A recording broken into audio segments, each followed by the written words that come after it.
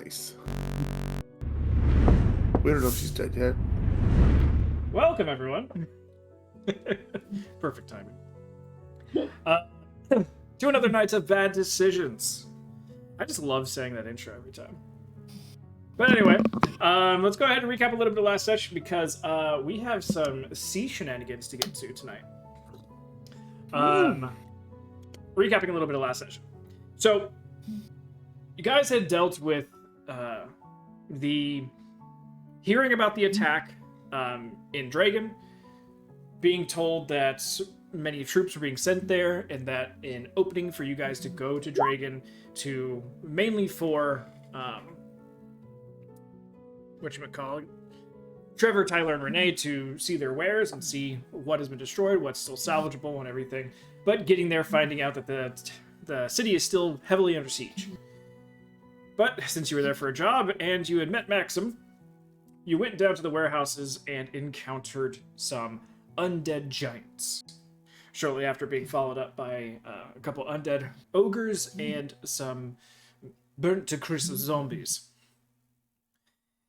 Luckily, you had your charges with you, who seemed highly capable of battle themselves, and between your group and them, you guys were able to dispatch the entirety of the battlefield with relative ease. No fatalities. Except for Valis' head. But nevertheless, you guys then camped out in one of the remaining still standing warehouses, had a couple watches set up overnight, were able to save a couple people. And then in the morning, a few stragglers also found sanctuary inside your warehouse until the drow backup finally arrived. You guys were then relegated back to the transit hub of Teleportation Circle Nexus, and were able to be overseen by healers and assist in different places and keep and help where possible and necessary for you all in different ways. Valis got a diagnosis and a cure of sorts, and was told to not hit his head on anything, and cut to the next scene, hit his head on something. As the teleportation circle that you guys then went through, it no longer being in an enclosed monocolor room, sent not only Valis but Lerona as well, reeling and unconscious when the teleportation actually took place. No death-lasting injuries occurred from this, but it did reset Valis's how many minutes since there's been an accident at work counter back down to 0. But with that, you guys then found yourselves in Herwood.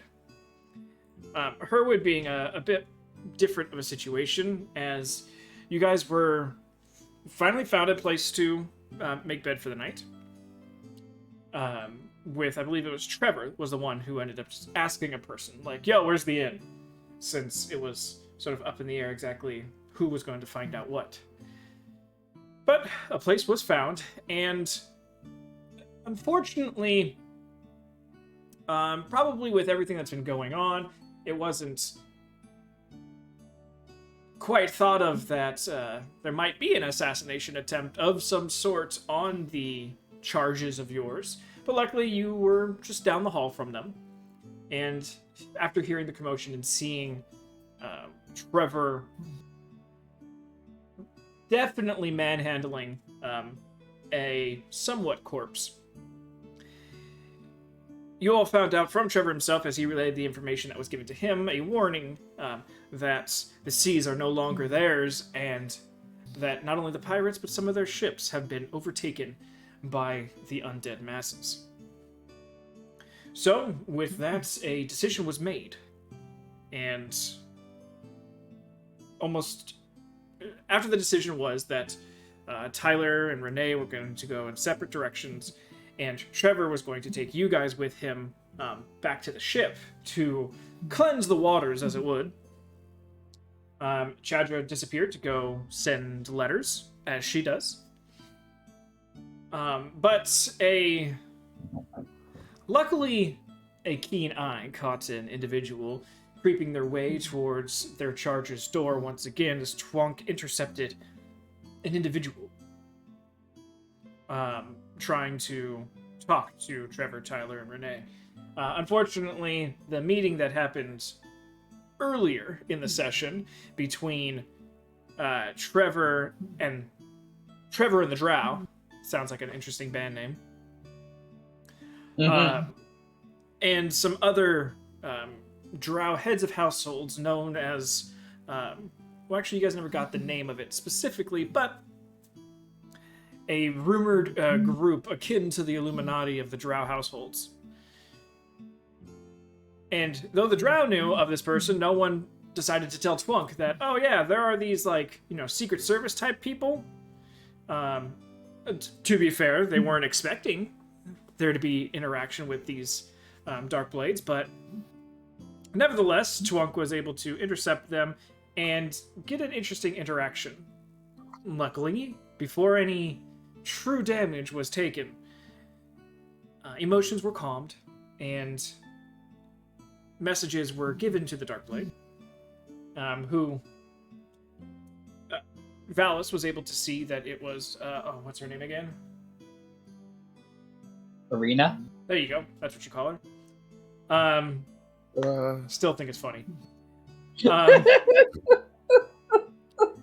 was able to see that it was Arena, and she downloaded some of the information from Trevor about exactly who to contact, about what, and what the next steps are going to be done.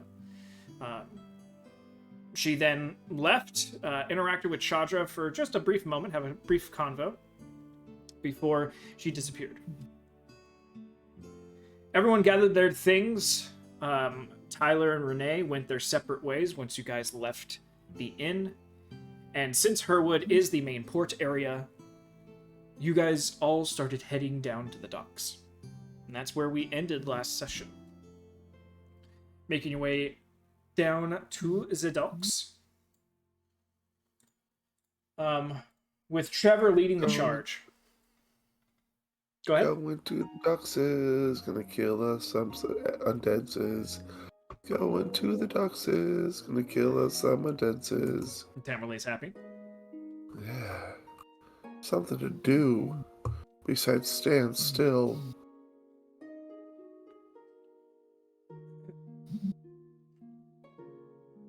Trevor makes his way pretty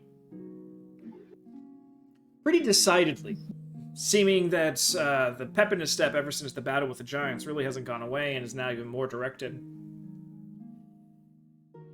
Getting down to the docks, you don't see the ship that you arrived on, and you don't see anything akin to that ship as well. You do see a few of the drow longboats that were used to magically imbue your ship to be faster when you guys first arrived. But Trevor is immediately going to seek out not the harbor master, but the same person that you guys arrived and met. A drow male individual that Chadra, you didn't even know, but Trevor does remember a face, and seemed to be the first point of contact when you first arrived, and to sort of liaison for your mother, so he's just looking for the same person.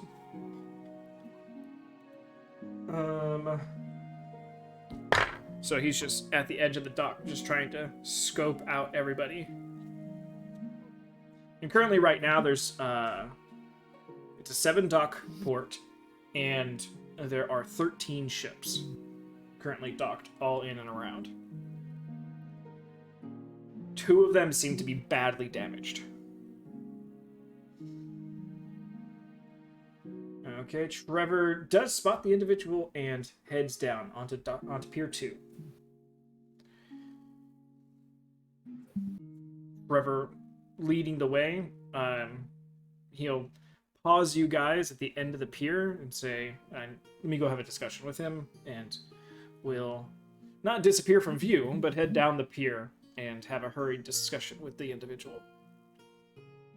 All around you, Cormorant Guard, regular Drow, Valkyrie, and Valkyr, all in a constant state of flurry.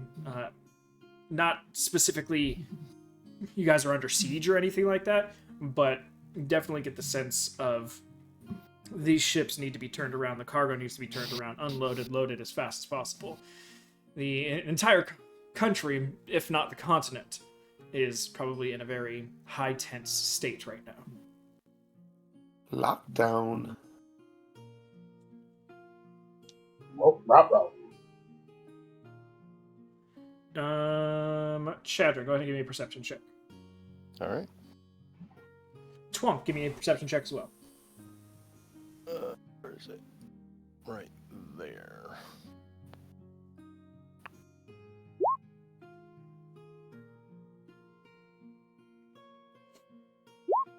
Chadra, which you notice is that on the pier that you guys are currently at, being offloaded on the two ships on either side, by the way of large winching cranes that exist in the middle of the pier itself, seem to be piles of raw ore that are being taken off the ships and put back onto the pier inside a large minecart-esque type of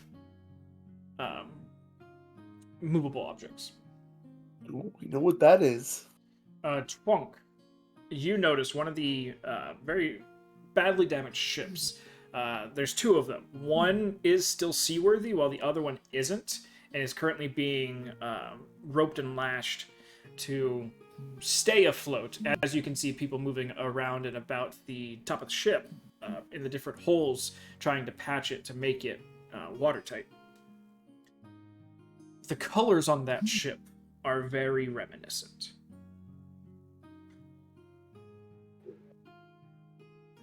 You know that ship very well. The manatee's penis? No. Oh, damn. Yes, Twunk to roll the perception check, not us. Okay, I was hoping. Mhm. These are ships, not little boats. Boat. The Not manatee's tugboats. penis is gone. Ari, it's gone. Listen, I was just hoping that I was gonna have an opportunity to sink it a second time. Anything from you, Twunk?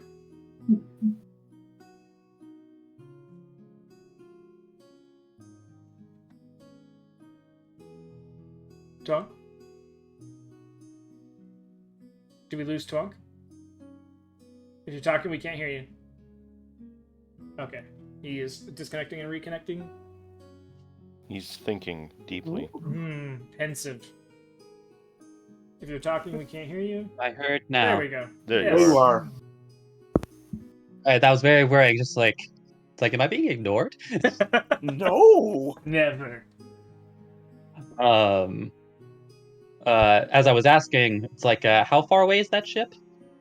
That is at the far pier. You guys are currently at pier 2, so think 1 through 7. Each pier is separated by about 80 feet, so we're going to say somewhere in the realm of 400 or 500 feet, easy. I think because of due to recent conversation, I think his feet moves faster than his brain does as he starts moving toward. Okay. So as you guys are all waiting there for Trevor to have done with his conversation, Twunk gone. I don't think we're supposed to leave. Okay. Should one of us go with him? I Dadra, can't, why not?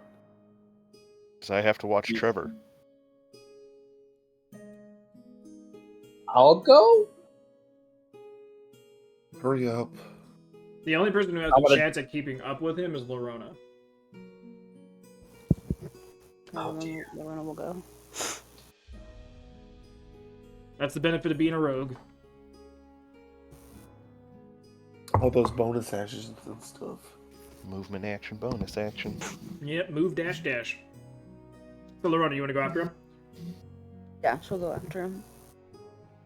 Okay. I'm guessing feline agility on the first burst? Yeah. Okay. So obviously with a rogue following behind you, she would be able to catch up.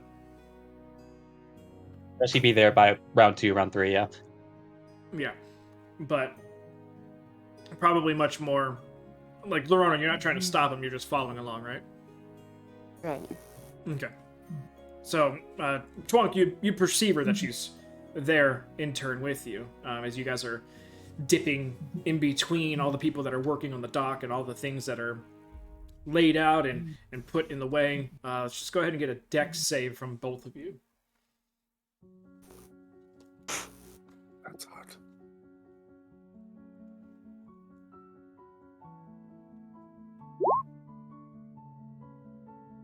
Twonk's in the zone. Auto zone. Does a roll. Do it. Wow, yeah. And dex save from you too, Lorona. Ouch. Fuck, that's hot. Sorry. I mean, have you looked at her? I mean, Nice. dexterity save Yes. could be hot. You know, there's a Coffee lot was of- hot. Coffee was hot. Second one was accident. Was there a first one? Drawing in the game. There it is. There you go. There. Okay. So yeah, not a problem. You guys both managed to not get caught up on just the sheer amount of movement that's happening along the docks here, as well as the bundles of rope that are laid down, the odd ends and items that are just scattered and piled, and quickly make your way all the way to the 7th pier. Twonk, as you get to the end of the 7th pier, then stretches out in front of you, the ship on the right side of the pier, the northern side. And like I said, it is lashed. It is lashed to the pier itself. It looks like if the ropes weren't there, it would immediately roll over on its side. It's listing probably a good 35-40 degrees. And it's taking a team of people just to constantly scooping water out, and a couple people control watering water out, as other people seem to be working not only on the inside but in the water as well, trying to shore up some holes. This port isn't made for dry docking, so they're trying to do what they can with what they've got. Give me a quick perception check as you look over the people. Both of us. This would be just for Twonk. Okay. But you can make one as well, just to see what's going on here. And I think he'll actively like guidance for this one because he is actively searching. Mhm. Oh Jesus, 27. Oh my god. You see something? Rona's just staring at the back of Twonk's head. She's like, I don't want to lose him. What's he gonna do next? Twonk, you look down and around the myriad of people who are on the pier, who are in the ship. You even are trying to peer through the water to see who might be underneath, repairing the ship, but the person that you're looking for is not among them. You do find one person that you've had decent interaction with. A Triton named Curval. Was a very young boy when he first arrived on the ship. Now a little bit older since the last time you saw him. Resides probably about a year, 2 years younger than you. And but compared to the age of most people on this ship, that's leaps and bounds younger than everybody else. He currently has no left ear, large gashes that run from his chin. It seems to either have taken out his left eye or possibly just severely damaged it. You're not sure, from this distance at least. And his entire left arm and upper left torso is bandaged. And he's just sitting on a barrel. Okay, my second question was going to be, are those recent or some of those like... The bandages do seem to be fresh, but you've never seen these wounds on this guy.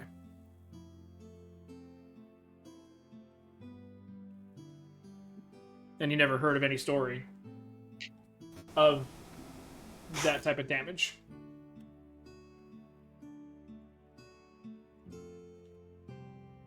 I think like his eyes falling on him and like in that registering for a moment, like he kind of like he's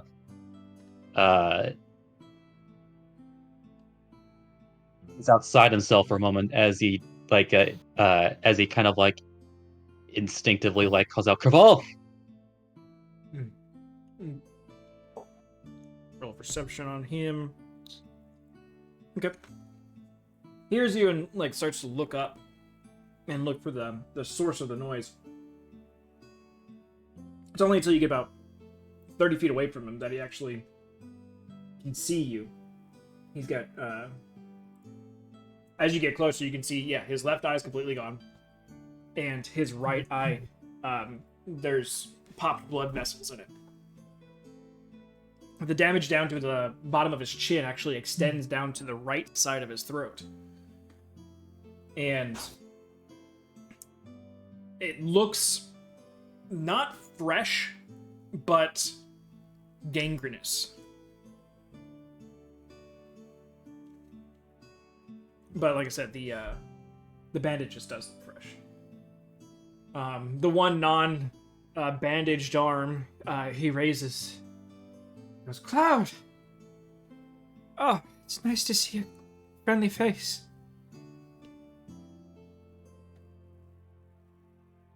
I wish I'd seen yours with better tides. Craval, what happened? It was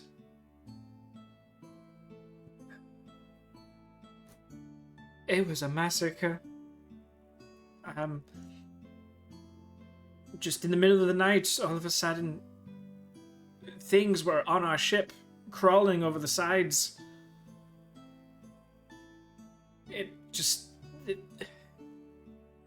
Those who weren't dead were just gone. The only reason I survived was I was up in the crow's nest, and by the time I tried to come down to help, I was beset upon. I jumped over the side to escape, but got stuck in the netting. And only by Colonel's blessing did the ship even find its way to drift to this port. Well, to the mouth of the river, and then we got towed the rest of the way. I was the only one left.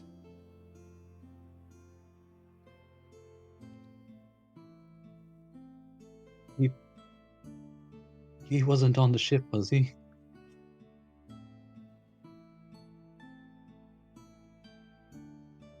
He was part of our crew, yes. But I can at least say I didn't see him among the bodies when I went down. I don't know what happened. They took or disappeared more than half the crew.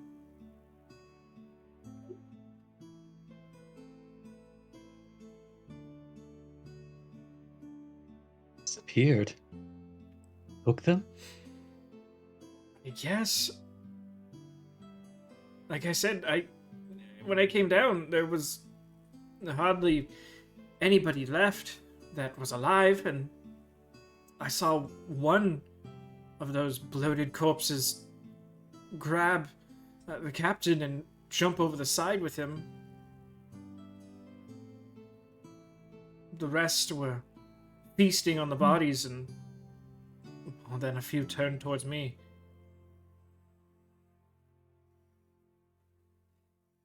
And that's where, and then he just gestures to his left side.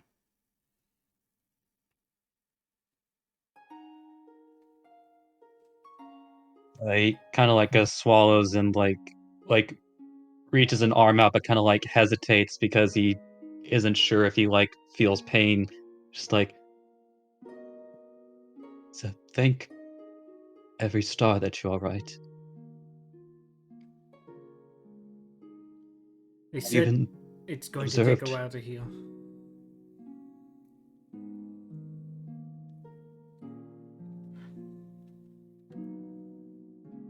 Go ahead.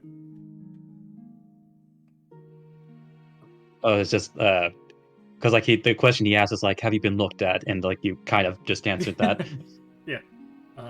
They take a while to heal, but obviously the eye's gone.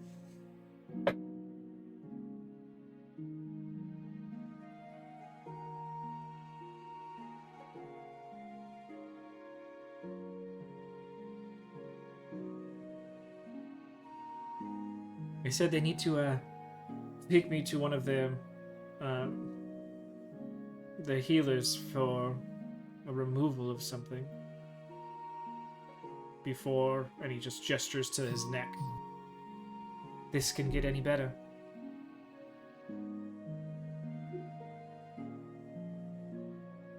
Like looking at the gangrenous part. Yeah, make a nature check.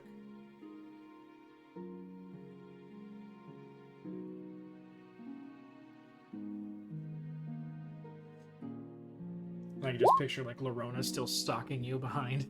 Like, is he gonna leave? Is he gonna randomly run away? um, it does look to be like very accelerated, like an infection, gangrene, rot type of thing, but too accelerated for the look of the wound. So there's probably a curse that has been put upon the kid.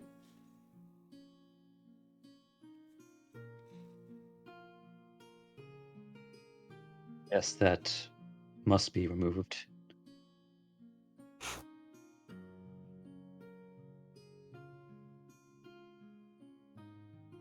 And actually, with that, go ahead and make a religion check.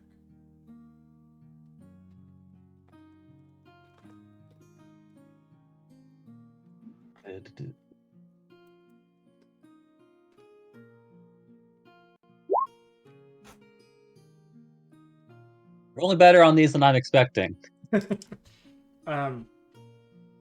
You get... We know a few curses that translate into natural-looking problems, but it's too hard for you to pin down exactly which one this might be.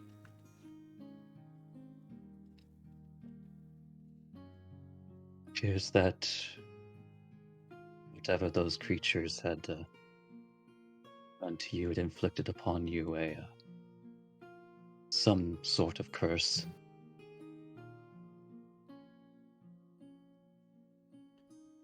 He kind of just bows his head at that and just... Yeah, they wouldn't tell me exactly what it was, but... I mean, I feel the real curses being the one who made it.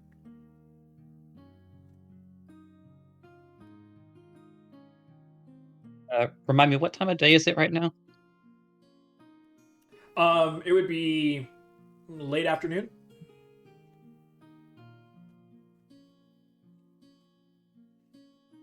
Because it was around noontime when you guys got to Herwood, and then you found an inn, and then all that shit went down. Yeah, I wasn't sure like exactly how much time because if I recall, like we were planning to have dinner at 5, so Yeah. it's just like That didn't quite happen.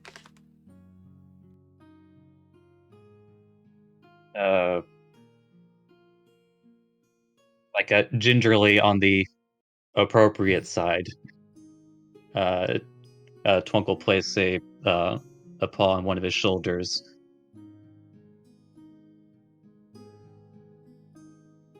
The others may be gone, but know that at night each one is watching over you. Free star.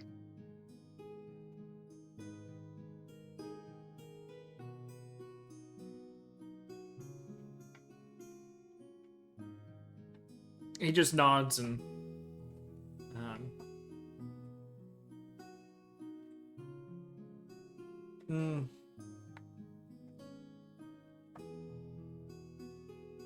it doesn't seem as comforted as you meant it to be. But that's the life of a crewmate, you know?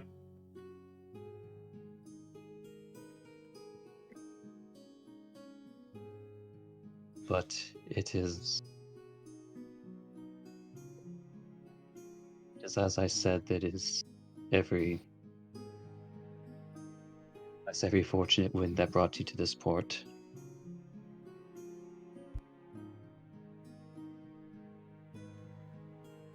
Yeah, Colonel be praised. By this time, Trevor has come back and like looking at the group and be like, where's the... And he just kind of like does the tall sign and the other one. They kind of ran off. I think Twunk recognized something or someone because he was the first to go and he wouldn't leave unless it was important. Do I need to go get him back? I haven't been with y'all too much, but that does seem to be a Twunk thing to do. I mean, I can go grab him if you need to. I saw kind of which way they were going. No, once this ship right here is done offloading, we got passage on it to go down to the mouth of the river out to the sea, where I've already contacted the ship that we're going to be taking to meet us. All right. I'll look up Chadra. Like, shrug my shoulders in a little bit. Look at Valis. I'm like, do we have any if like calling them back, or should I run and go get them? It's probably best to just... Lorona went after him. He knows what ship we're going on. All right. How much time do we have?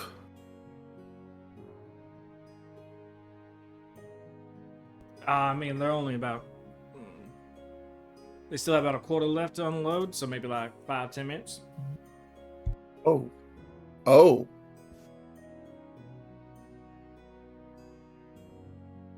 All right. You know what? Y'all stay here, and I will go out. Go try to find him real quick. Hold on. Well. Whips out her gun, fires it in the air. I was genuinely thinking that. Probably not good with the tense situation that's going on. I was trying to see if I had taken the flare shot, that's all. Gotcha. But I don't think I did. Alright. So. I will go run in that direction and see if I can find them. If I can in like 5 minutes, then I'll run back and... I don't know. Alright then.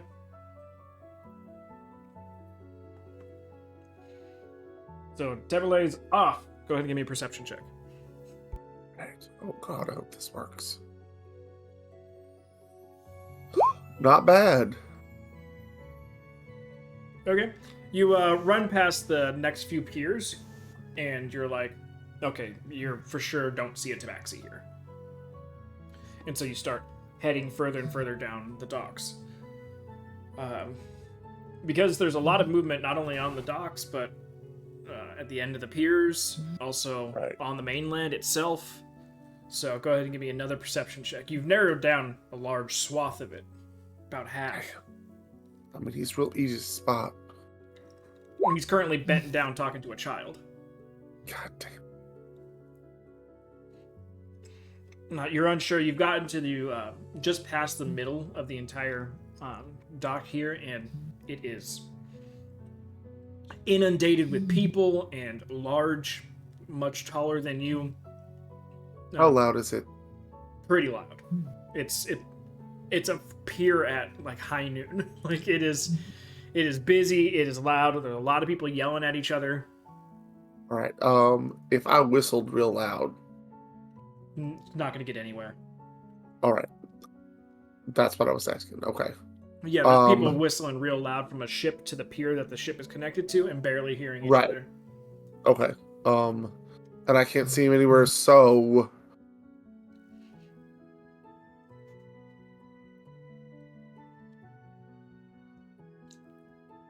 shit. I have no way to get a hold of them. I have nothing in my bag, nothing. Double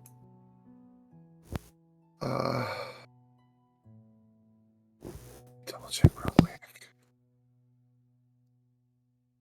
Nope. I'm gonna run back. Okay. I don't want to miss this, and I'm not gonna waste time. All right. I couldn't find them. There are too many people. They must have met up with someone, and I mean, I know they're safe.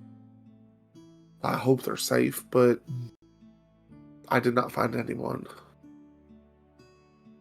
All right, then. I mean, they're not back by the time this is finished unloading. We'll jump on and send someone with some good eyes up into the crow's nest. Maybe they can get a peek on our furry friend.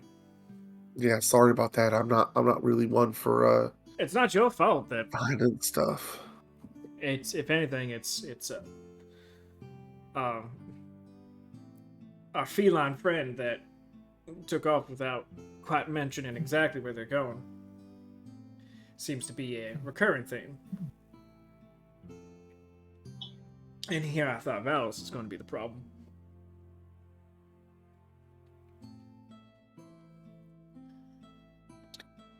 But it's alright. We shouldn't try and split off and find them any more than we already did, because they at least know that they left us here. Yes.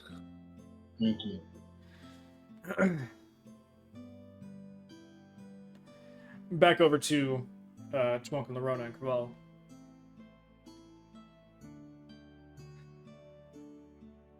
Are you staying here?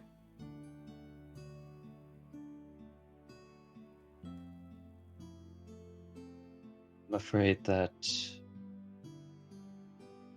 my course forks here. I have other duties to attend to.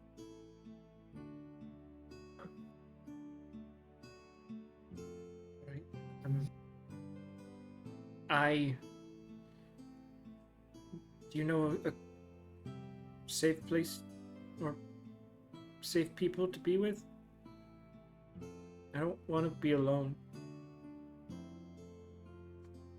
And they said that I'm now the owner of this ship.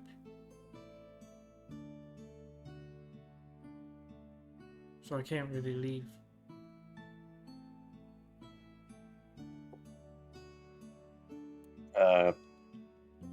Wonk will consider for a moment, because he doesn't know this city like really at all. So it's just like, Yeah, you guys haven't been here. he will actually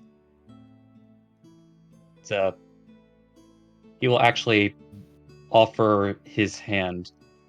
It's like, would you perhaps come with me for just a moment? Perhaps I can answer this question for you with the console of another.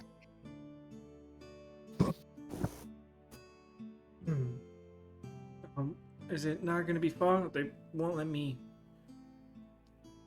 I need to make decisions here on the ship. I can't go too far.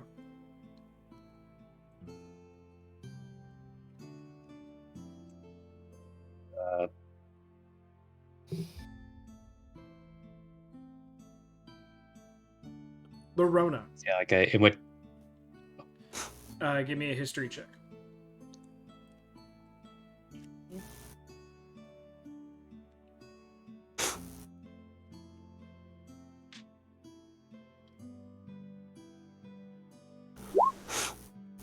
Doing great tonight. You're rolling as well as you feel, right? Yeah. Unfortunately, you're just still All right. just bore into the back of Twunk's head. Just like, I'm not letting this cat out of my sight. Not letting this goddamn cat. He's a fast fucker. You know what? Twunk is going to call the spirit of the wild. Okay.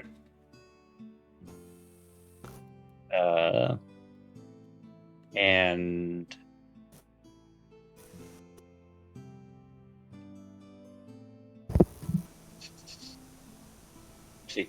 she knows what this looks like. It's like he's going to point in the direction where he had left. Just like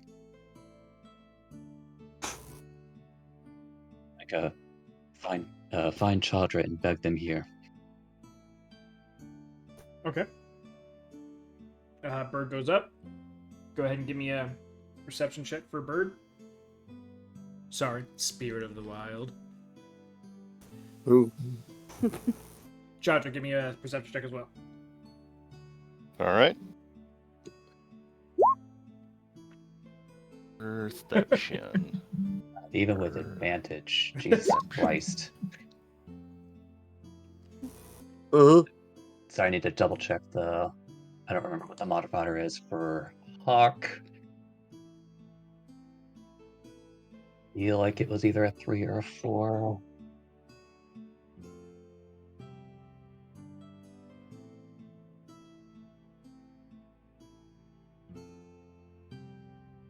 Okay, it was a +4, so that'll be a 12. Okay. Does it help at all that Twunk knew in the direction where she went? It definitely Or where does. she would It be. lowers the DC tremendously, but it still is a mass amount of people all over the place. Like on these stocks and piers, we're talking 400 or 500 individuals. It is a madhouse here. I shoot the bird. I was about to say, Chandra's like, ooh, dinner. But Not having seagull tonight. luckily enough, Trevor has already come back to them. And they're all sort of just standing there in a group. So it makes them a little bit easier to pull out from the crowd around them. And the Spirit of the Wild will swoop down to get a better look and pick Chandra out of the group. And just sort of dive down and bat wings in front and sort of hover in front of the group.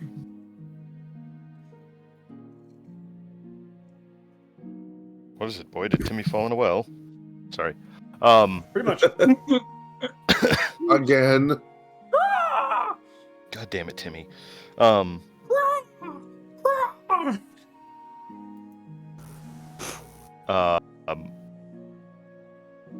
Let's see. Chandra's gonna try and, I don't know, talk to the bird? Alright. You extend your hand out in the bird, and the Spirit of the Wild takes, slowly hovers over and then lands on your arm.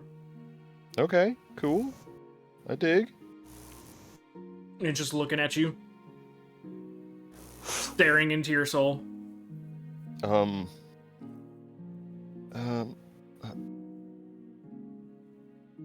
Hello? Do you know where Twunk is? You feel a slightly painful squeeze as the talons dig in once. Ow. And then it just goes like right in your face. Oh, Jesus. Which is louder, so it's like, what, you want me to either say it or make you feel it? Like you can have one or the other.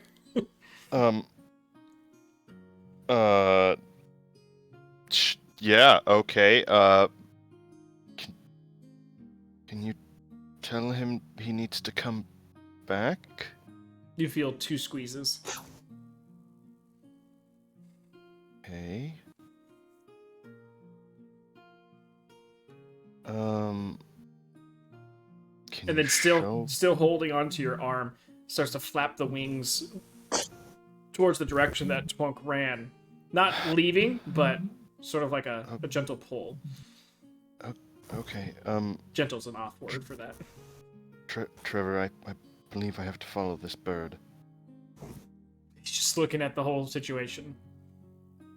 I I know. think that's probably for just the sake of your arm in general is the best option for you right now.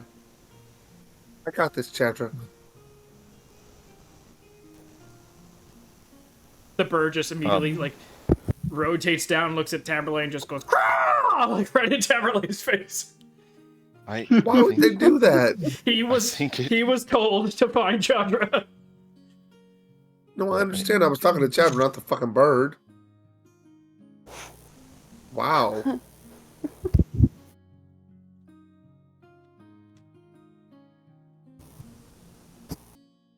I guess I'll follow the bird. Okay, Okay, after you take a couple steps, the bird will release your arm and start flying in up and then slow in the direction. All right. Onward, bird friend. Yep, doesn't take long. Weaving, excuse me. Yep, hop. Whoop. Duck, dive, dip, dodge. Your way. Excuse me, I have a gun. Move. Across the pier. It definitely clips on a few things as you try to duck underneath it. But eventually, you find yourself to the last pier. A very dilapidated boat, and a boat barely seaworthy. And Twonk talking to a very injured Triton boy with Lorona, just staring holes in the back of his head. Twonk, we need to get back to the ship.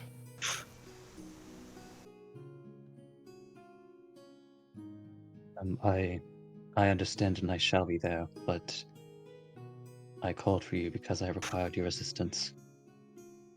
Okay. A gesture toward Calvert. It's like, this is Calvert, the owner of this ship.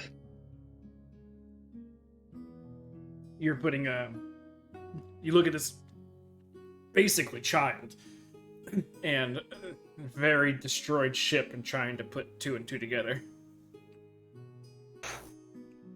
Your initial thought being like, well, yeah, you let a kid drive a ship. Of course this shit's gonna happen.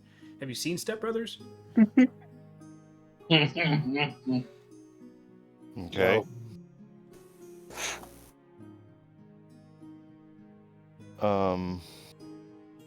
It's... How can I help?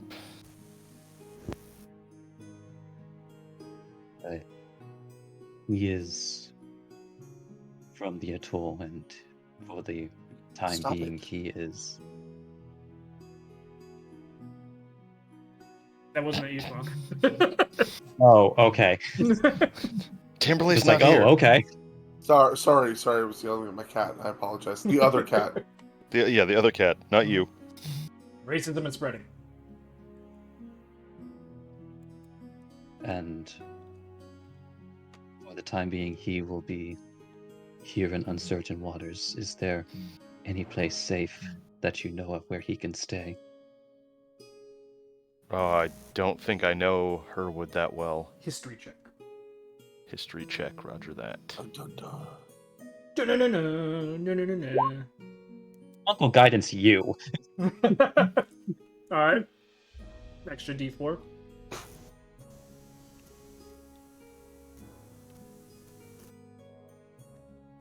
Like, God damn Burned my it, good Yeah. roll. Burned my good roll on the animal handling check. Yep. He guidance you though, so an extra D4. Oh, okay, I thought he rolled it, not me. Okay, D4. 13. Okay. You obviously don't know Herwood. But you do know of two people. One is the guy Trevor just talked to. You don't really know him, but you at least know he's a connection that can. You at least know. Whoa. What the fuck was that? Lorona's audio is just going crazy, and I'm hearing myself back and Terminator voice.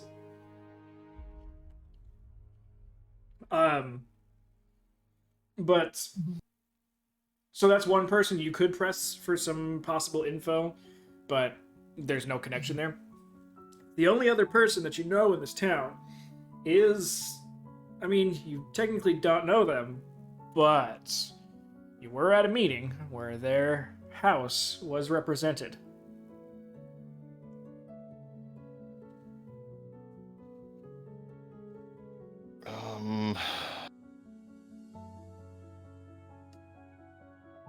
Other than that, best you could do is send a letter to maybe Virali if she can set something up, but that would take time, obviously. Don't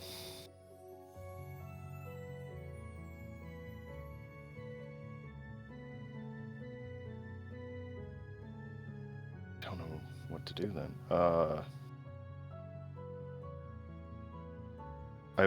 There's no way I would get in touch with the person who was just at the meeting with us.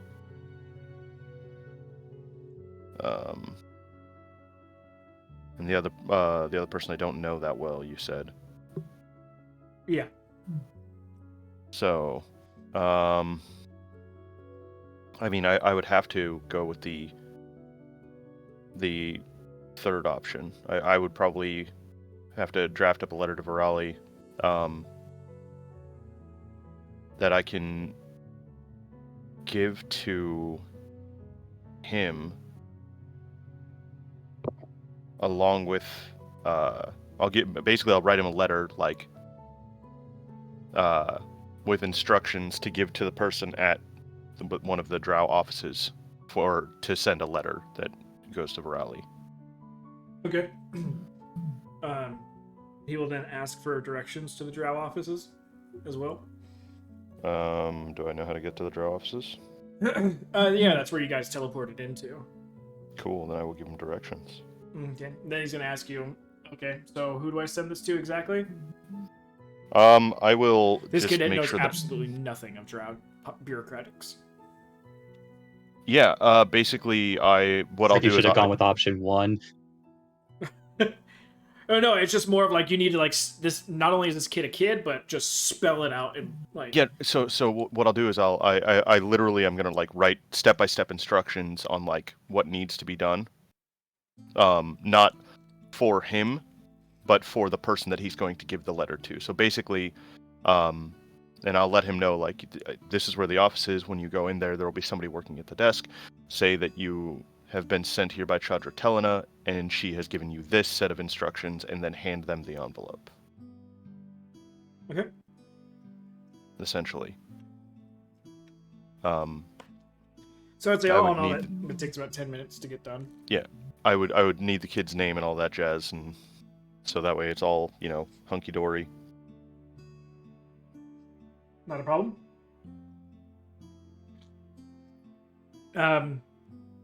Once all that's done, completed, the instructions, the 2 sets of instructions, and the envelope are in his custody.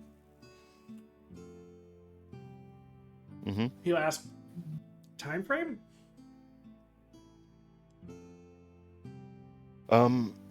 There's a lot going on right now. I'm not 100% sure. But He'll ask if there's a homeless house or an orphanage he can stay at. Oh, I'll give him some money to go to an inn. If that'll help. That would suit. Yeah. Let me go into my monies. Actually, real question. Actually, like Twunk would ask this if this was a place that accepted metal or credits. Yeah, this is a Valkyrie and Drow location. So both. Mm-hmm. What's the what? Maybe I'll roll a history check. Why not? For the average price of like a hotel room, I guess. Or an inn. Especially since it's a port city, it's going to be more expensive. Yeah, I was going to say, there's a lot of people that are realistically, coming and going. What's his face? Trevor paid for everything, so you didn't hear what the price was. He obviously paid for Yeah. suites, but If you use roughly the idea of the last couple places where you actually paid for your own room, you're probably looking somewhere in the realm of 5 to 6 gold a night. Okay.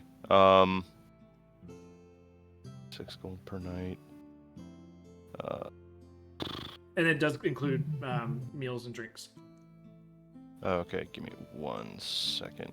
My brain is not functioning. Wait. Just say 5 gold a night. Okay, we'll call it 5 gold a night. I will give him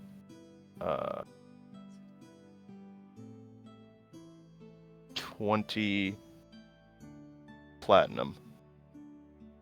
Because that'll give him at least a month plus the ability to go and like get any other supplies that he might need. Okay. He'll look at you, and as you hand it over, he's just like, I can't take this much. Never held this much in my life. Use it to pay for your housing. If you need any supplies, anything of that nature, just use the money. It'll be fine. Consider it a gift from a friend.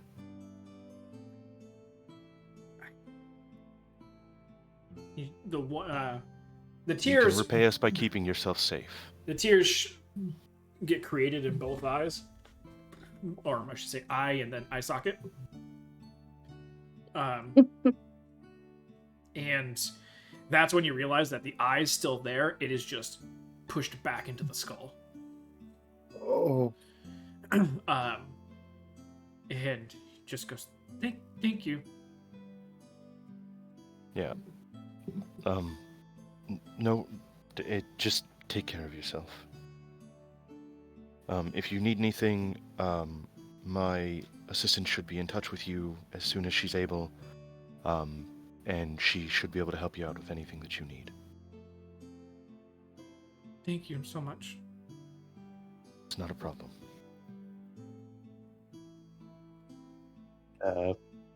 Twunk will make sure I get back down. It is, as I said, I will need to depart, but know that you will be in good care, and should you need me for anything, even just to speak,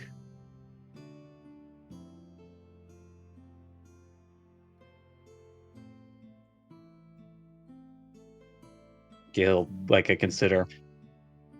If you should ever send a letter to through the Iron Hearth, that the letter be sent to a Twunk.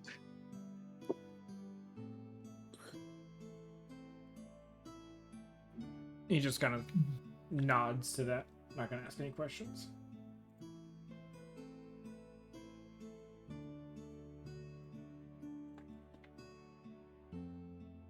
All right.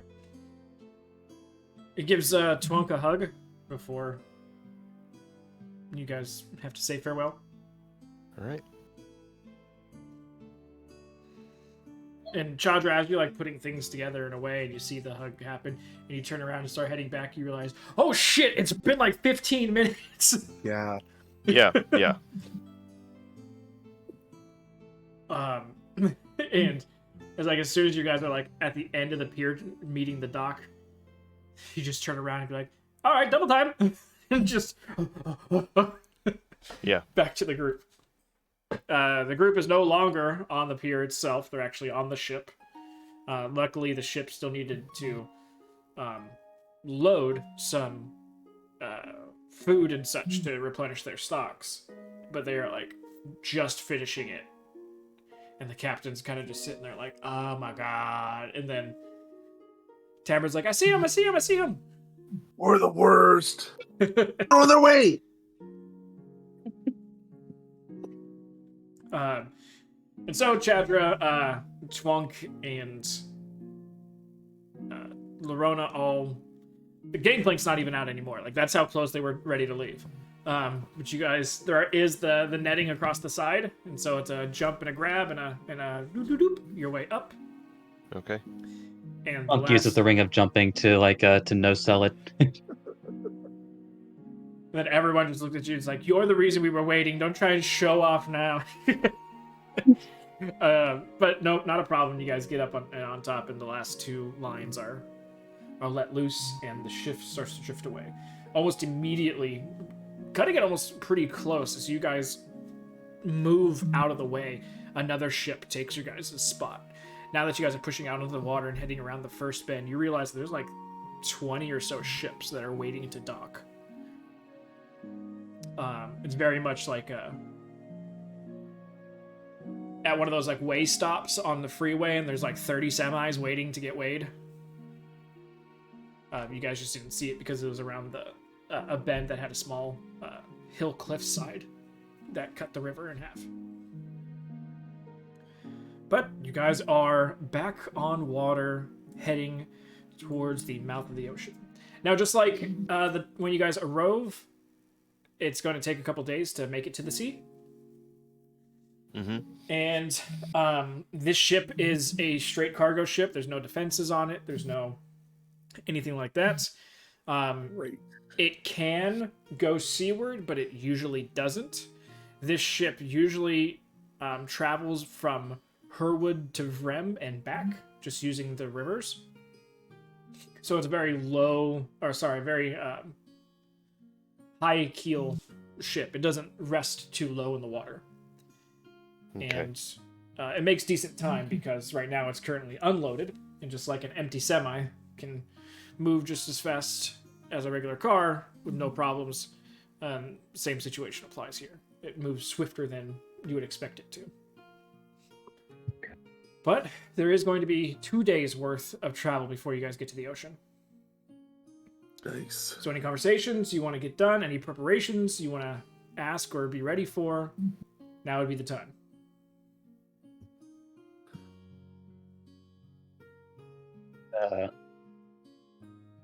Well, at least I'll go just say preemptively, as I am adjusting my spell preparations. That was mainly for you. the party members and and any relevant crew member that is receptive to it, he will be casting water breathing on. Or excuse me, the blessing of the lungfish. Roger that. Lungfish received. But Twunk will be having a conversation with Trevor about his exchange and what he learned from that conversation, preempted by a sincere apology. Okay.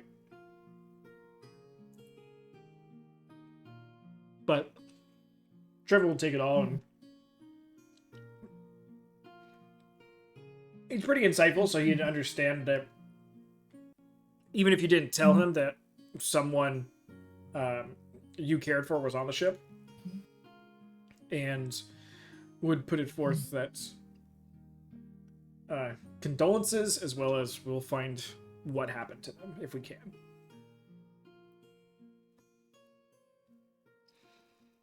It's like, if nothing else, at least the also note's like, hey, it's like, watch out for this at night, I guess, or during the day, or, At just all times, yeah. Because like even in my own brain, I'm just like having that visual of just like like undead like climbing the sides of your ship and hauling you down. Mm-hmm. It's a good one. Right. So anyone else on anything for these next 2 days of travel down the river?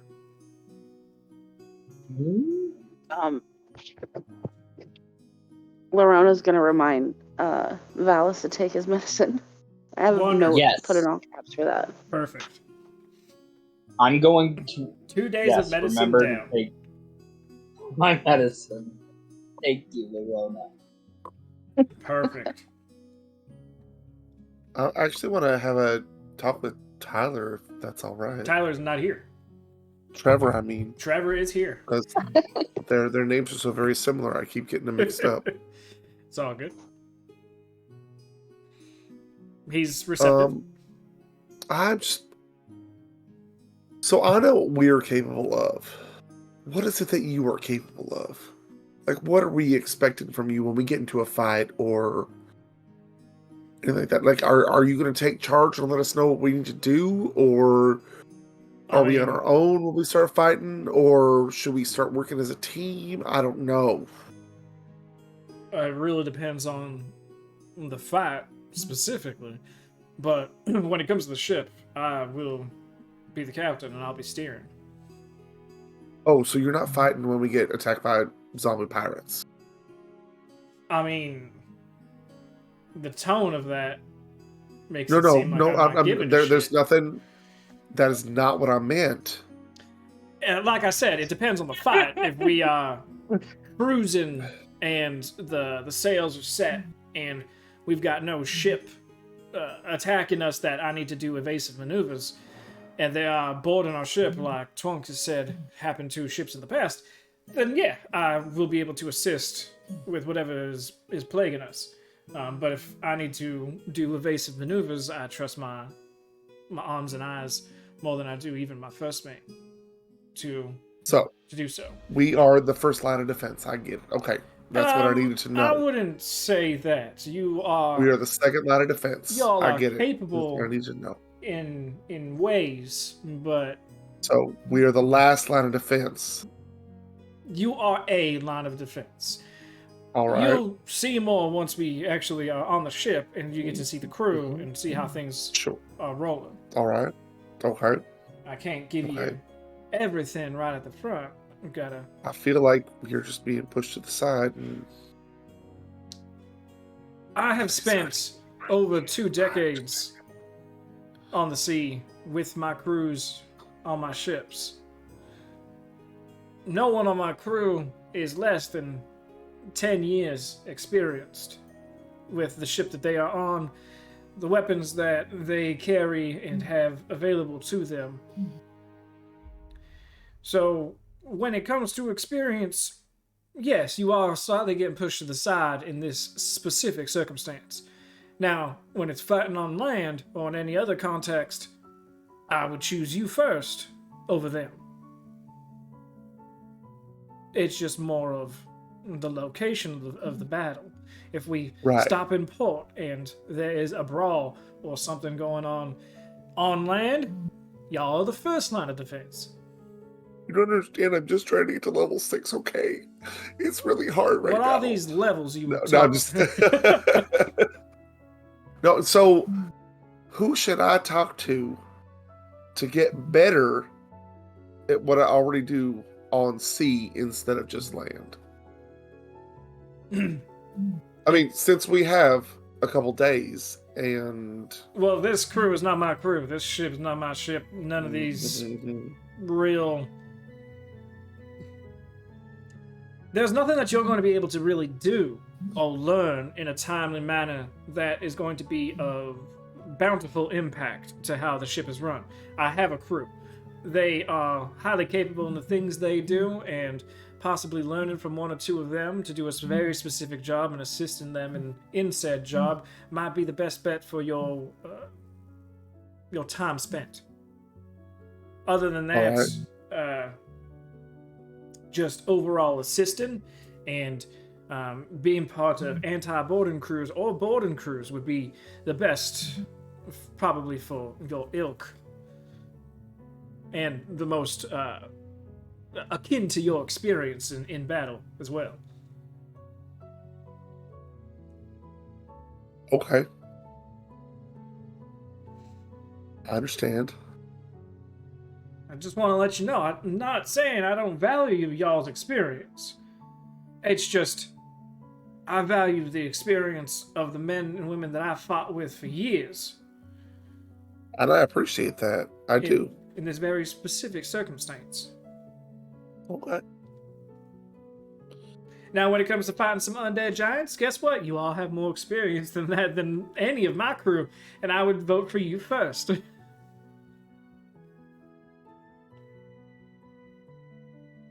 Perfect. I will keep that in mind, and I will wander away, dejected.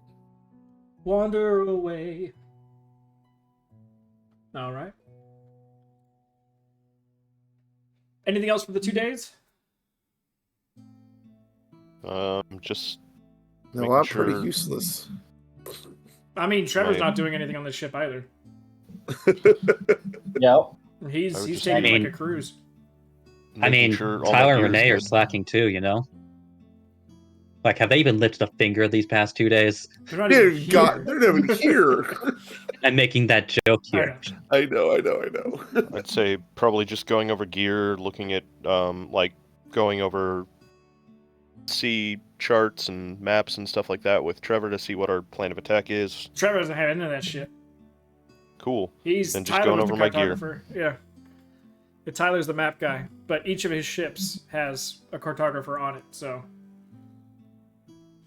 he's like, I can tell you what a reef looks like, how to manage the reef, how to get in and out of tight corners that you don't think your ship could fit through. But when it comes to the overall planning of long voyages, I leave that to the experts. Roger Dodger.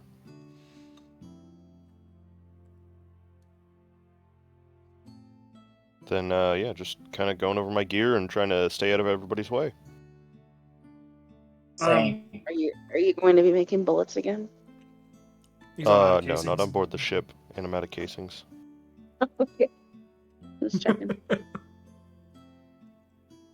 Yeah, that might be an Fuck only you. on land situation. I feel it's necessary to say, but fuck you. I'm gonna go make explosives this time in Larona's room while she's sleeping. I'll roll stealth. Under her How bed. rude. Specifically. And I'm gonna do it with my eyes shut at disadvantage. And Go. When you mean by make explosives, Wow. you mean throw a gunpowder bag under there and start sparking? Well, I'll throw the torch first. Yeah. Then you wouldn't have to take the time to spark and get away. All right. So, if nothing else, then the 2 days go by uneventfully. You do see a having influx of ships. It seems that probably the Drow are recalling all of their fleet, whether it be military or commercial. And you guys finally get to open ocean. Crow's Nest gets called out to the captain of the ship.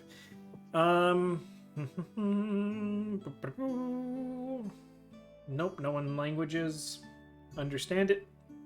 Nope. Trevor does. I'm sure he does. Actually, Lorona understands it. Thieves can't. Do what? You hear the person in the crow's nest call out to the captain of the ship, saying, "Open ocean ahead. No visible ships. All's clear." And then just gives sort of a breakdown on weather and wind pattern and currents that he can see. Okay. Trevor's sort of following along with this as the conversation is happening between the two of them as well. And he reaches up to his necklace, and his necklace has 6 different types of stones on them. And he picks one that looks to be not quite a jade, but definitely an interesting sort of milky green gem. And then he whispers something into it. And you guys are now into open ocean. You feel the currents change drastically underneath the ship as it makes open water. And Trevor goes up to talk to the captain and points in a direction as the ship starts to, the sails start to turn, the rudder moves, and you guys catch the wind and start heading in the direction that Trevor has pointed out. About 45 minutes go by. And then there's a moment where the sails get pulled up and the ship comes to a stop. Immediately nearby, there are a few potmark islands, with nothing that could really hold any habitation of life. they're almost these spires of little mountain islands that just are ship killers on a densely foggy night. But after the ship comes to a complete stop, coming around the corner of one of these little islands, you see another ship. Immediately, a shot from a cannon lights up into the sky, and a beautiful pink flare round goes up into the air, and the sails on your ship go down a quarter, and you guys start slowly creeping towards this other ship. And eventually, you guys get side by side. Gangplank is outstretched between the two. Immediately, as one gangplank does get laid down, one person cuts across and shakes the hand of Trevor themselves. You recognize this as the first mate Dragonborn from the previous ship that you were on. This ship not being that ship, by the way. This ship no longer is no galleon that you guys arrive on, but instead is what is considered to be a gunboat. Much smaller, faster vessel, fewer armaments on them, that is meant to sneak up and pester and bring down larger ships by just sheer maneuverability and lower profile. A couple crates get moved across from the ship that just arrived onto your guys' ship, seemingly as payment for passage. Trevor shakes the hand with the captain on board and tells you all to make your way over to the other ship. As everyone does so, go ahead and make perception checks for me as you guys all cross over the gangplank. All right. Perception. Mediocre at best.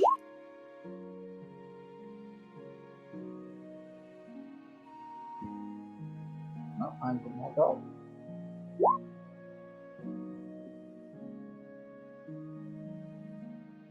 We're really, really sad later in the session. All right. So Twunk and Chadra, you guys are able to get the full name of the ship as you guys start to move onto it. It is actually a mixture of two languages. And what language do you know, Twunk? Probably not the ones they're using, but it's like he knows Primordial and Sylvan. Okay. Half of it you sort of understand because it's in Elvish. So it's like getting more of the rough translation to it. But the name that is in Sylvan is Kievervallen, which is one of the so the way that it actually comes across for Chadra, you read it as Kievervallen. Twunk, you read it as the Deep.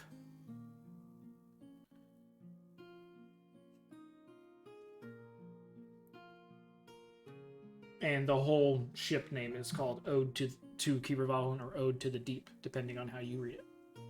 Okay. Getting across, you guys are finally on the ship. And...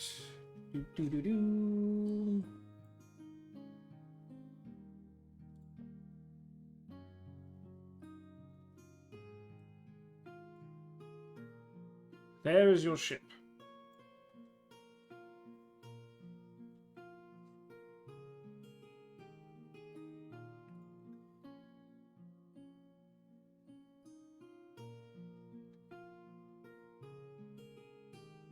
So you should be able to mouse over everything. Yay!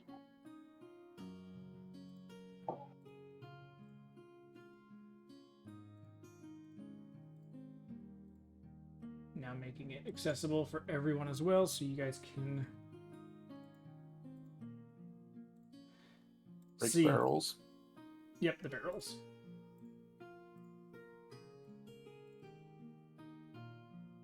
So, there's different armaments, there's different guns, there's barrels with powder charges and cannonballs. Trevor will be giving you guys the full rundown of everything that's here, everything that's available. This ship is meant for faster maneuverability and everything, so they tend to run with smaller cargo, and because of that, the amount of ammunition and powder charges that are on this ship, that's all you have. And if there's ever a time where you guys run out or anything, or if you ever come into a port or a dock, you guys would re-up.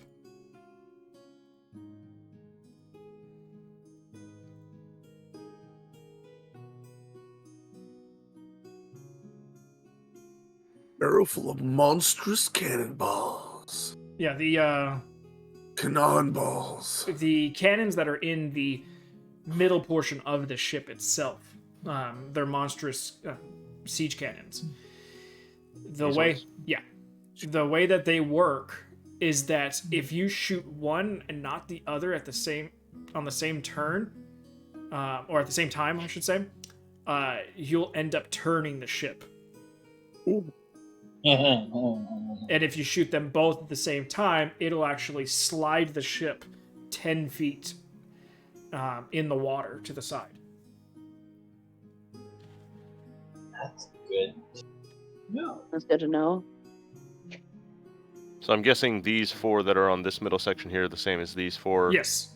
Yeah, because it just Okay, shows you so- the quarter decks. Yeah. So it's not that there's 8 monstrous cannons. Nope, it's just 4. Okay. Just making sure. Okay. Oh, okay.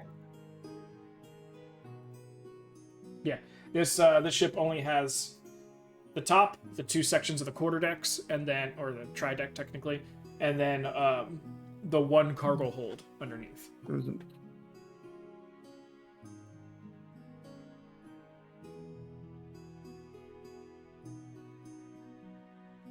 Forecastle, the fantail, and the main deck. You can see the other cargo area, the sleeping arrangements. You guys are given the beds up in the forward portion under in the cargo. Mhm. So these up here. Isn't Valis proficient in like waterboard vehicles? Waterboarding. Oh my god. Please Like, like, Well, waterboarding too. actually, that is how I get the majority of my I waterboarding. want to hear about your waterboarding experiences. And it's shortly after his paddling experiences. Mhm. I thought Valis was proficient in boats. There. Oh baby. I think he is. Am I? Oh no, he was back when he was. A javelineer. Yeah. Oh, Yeah. I think that was one of the sacrifices. Yep. So yeah, you guys have your section all dedicated to you, where you guys can put your things and sleep, and that's going to be your main area. There's a small kitchen down there. They have plenty of food, so you don't need to worry about food and rations or anything. okay. And this is going to be your guys' home for at least a month. Great. All right. Room full of stinky boys. No? There's women here too. I'm not talking about those women. I'm talking about my boys. Oh, definitely. Even though 2 of them are women. I know. The crew is split. There's I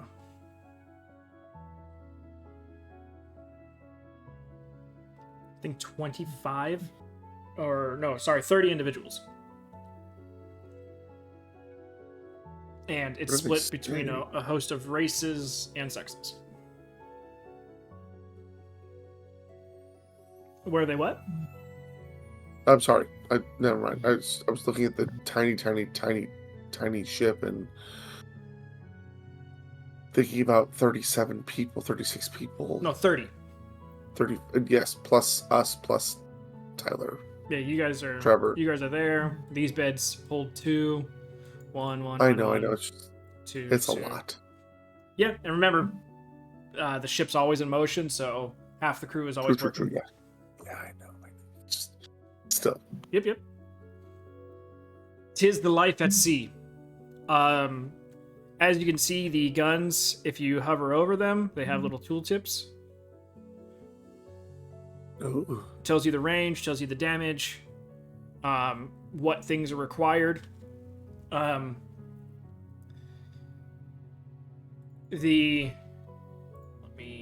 gotta make these available now too.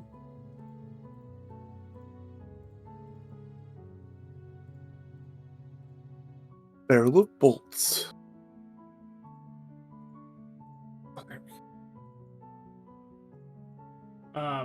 You guys will now have access to the guns as well, so you can see HP, armor class, and then for the barrels themselves, the red bar is the amount of items inside.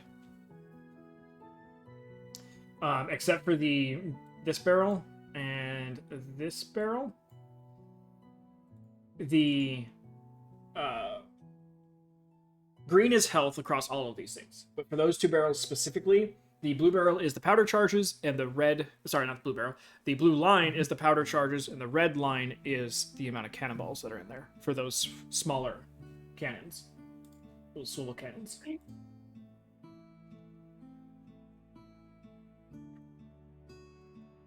Oh, we can see on the cannons is the green bar. If you click on them. Oh. Yeah, if you click on them just like your guys' regular tokens, the little 3 bubbles will pop up. And the cannons have a health bar and an armor class. As well as the... So the health bar is the green and the armor class is the blue, correct? Correct. Okay, just... Okay. Yep.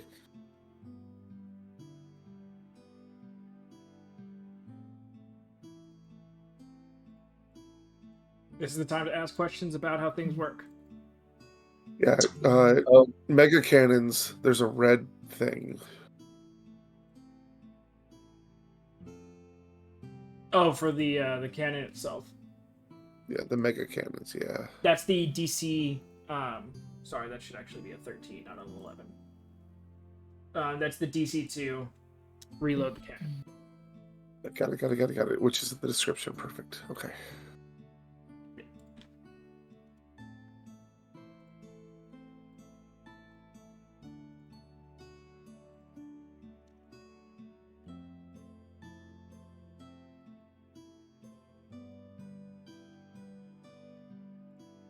Excited to get my hands on these cannon balls. Whenever a cannon takes damage, obviously if it doesn't get completely destroyed, then crew people, when there's downtime, they can fix things. When a cannon takes more than quarter of its health in damage, the DC on fixing or reloading, the DC on reloading it will go up and being able to use it effectively. And then whenever it gets down to 0,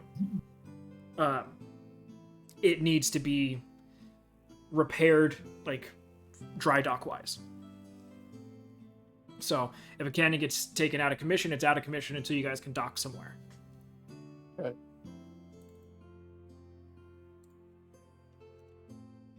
You said the I guess cannon... how much movement Go would ahead. it take to move from one level to the next? Everything distance-wise is correct on the ship. So as long as you're going up the stairs, it wouldn't impede movement at all.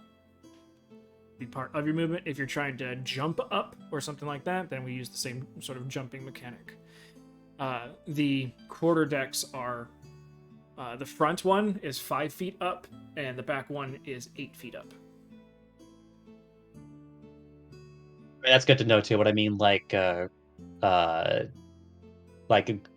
moving from like an upper part of the ship to the the lower levels of the ship. Okay, so from the cargo hold up onto the deck.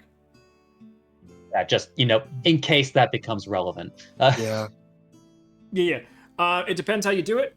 So there is the front port to come up.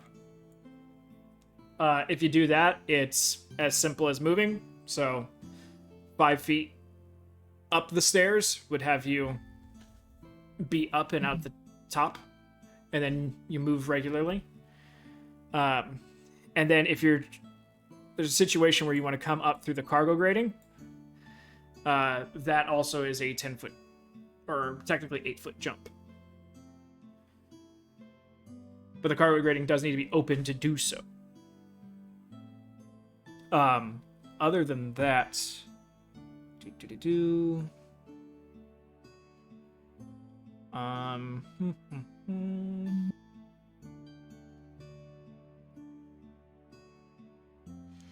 you have your double stairs down here. See these behind the main stairs? And they Yes. they lead to here. Same concept. So, I'm just going to use this barrel as an example. Move to here. Move 5 feet up the stairs. That would put you here. And then you move out and out. Sound good? Okay.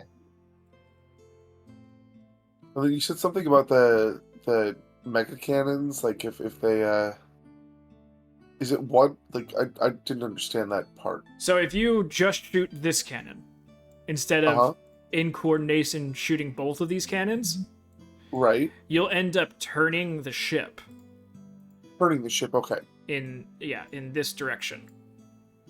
Okay. So boat would be. Yeah. And then if you shoot the back one, you'll do the opposite, and you'll kick the back end of the boat out, and you'll be turning in that direction.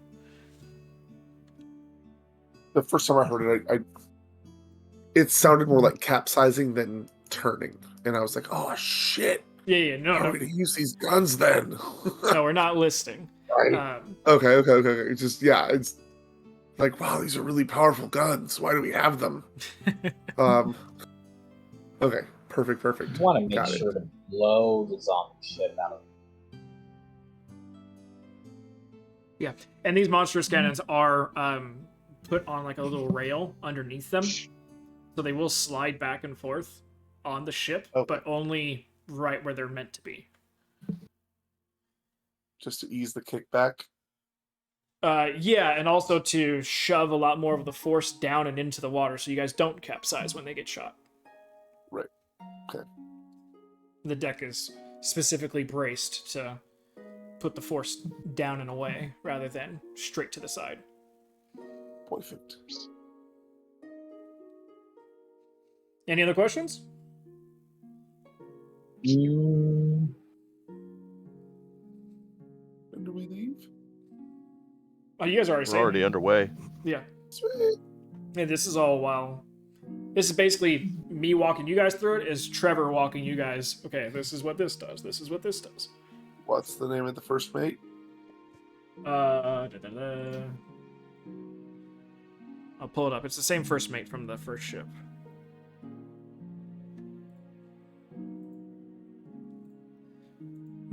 It's the female dragonborn. Oh, I have that name. Hold on. Look at my notes. Do you? Yeah, I don't know where I transferred her over.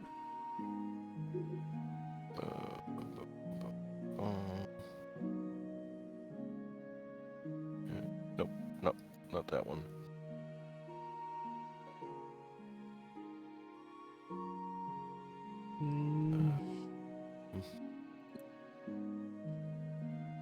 Yeah, pulling certain people up, right? Amongst Yaxenduk. Huba Haba Huba? Anybody? What was the name? Babadook. Yaxenduk. Or mun or mum. Mum. MUM? Yep. Okay. Orange dragonborn, beige toned chest, studded leather armor, rapier, pirate hat, 6'8", lean, no tail. Mm-hmm. Wow. Amongst Yaxianduk. Goes by Yep. mom. Yeah, because I can't spell that actual name. Hence Don't the worry, mum because spelling. I spelled it, and it's even in the session highlights.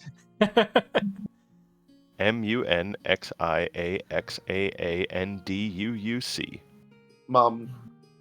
I like mom better.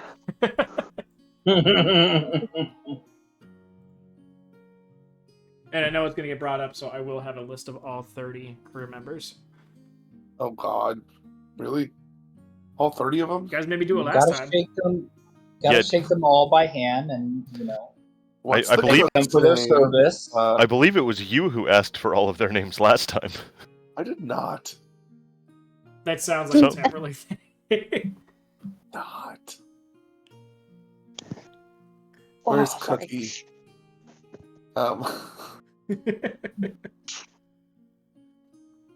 So any other questions about the dynamics of the ship at all? The smaller guns have a 45-degree cone. I missed. Go ahead. Sorry. I was just gonna say I missed all of it, but I'll just watch and figure it out on the way. Along Most the of way. the instructions are on top of all of the cannons. Yeah, Okay. if you hover. Okay. No problem.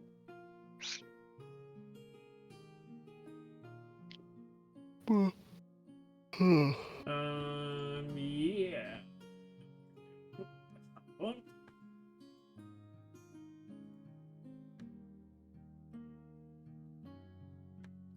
Oh, that's there. Why isn't it showing me?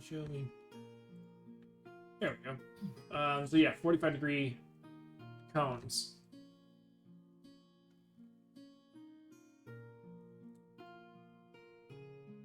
Please, thank you. So that way, that way, that way, that way, that way, and the same that way.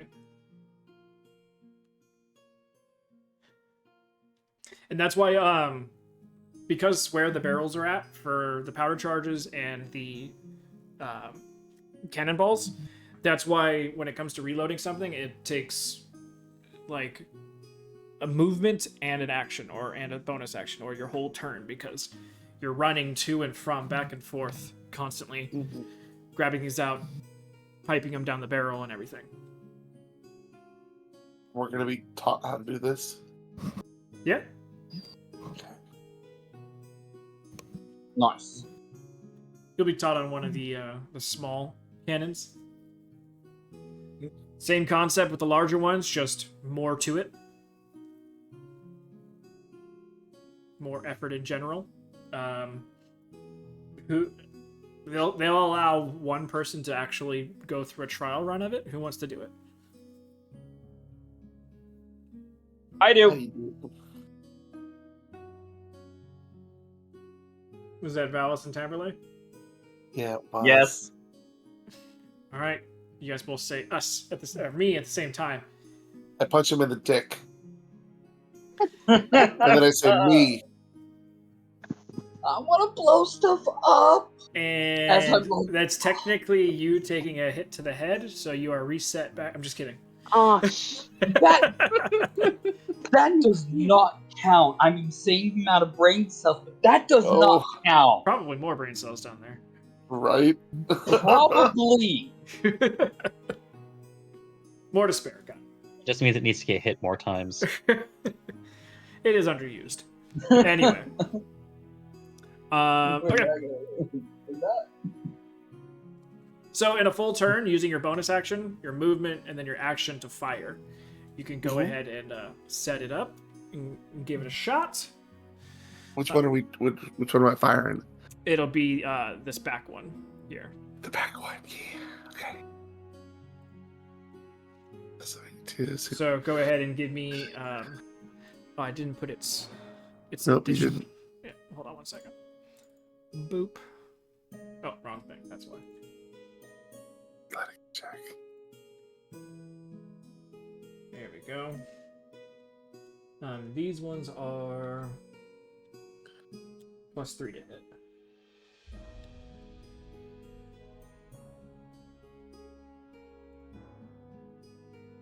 Okay, so D20 +3.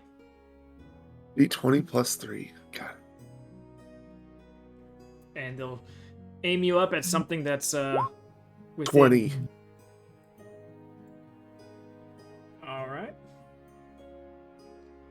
20 will hit. You guys are going past one of the little islands that has the sort of just not really an island, just more of like a peak of an underwater mountain that just cracks over the top. They slow down as you go, and you quickly try to reload and get it, and you take your shot. Boom! And you hear the lovely sounds of the hard metal cannonball striking the rock, sending chunks of it flying off into the water. Yeah. All right.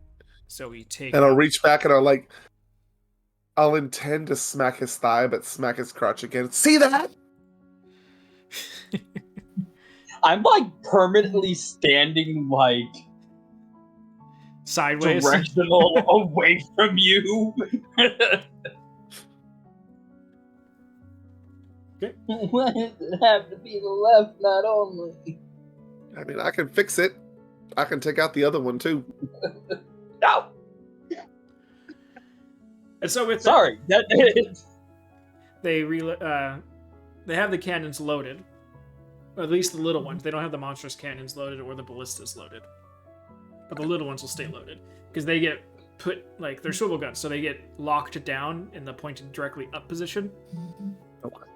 It's just a little simple latch, but it allows it so the cannonball doesn't fall out with the powder charge. So that will use one powder charge and one cannonball from that barrel. Do they have like canvases that go over them just in case it rains or something? Yeah. Okay. Yeah, down below. Well, also, typically they put oil on them to preserve them. Yep. Right, but the powder and stuff. That's what I was worried about. Yeah, it creates a seal. Perfect. And I just Sounds realized fun. that. Was this one of those rabbit holes that you went down to figure out how to work old school cannons and shit? I already knew this. Oh, okay. I went down That's that right, rabbit number hole a 40. long time ago in my life.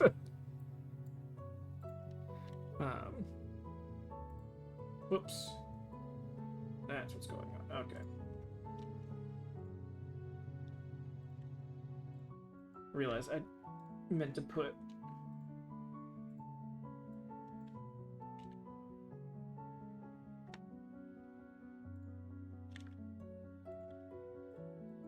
There we go. All right. Cool beans. So, any other questions about how anything works?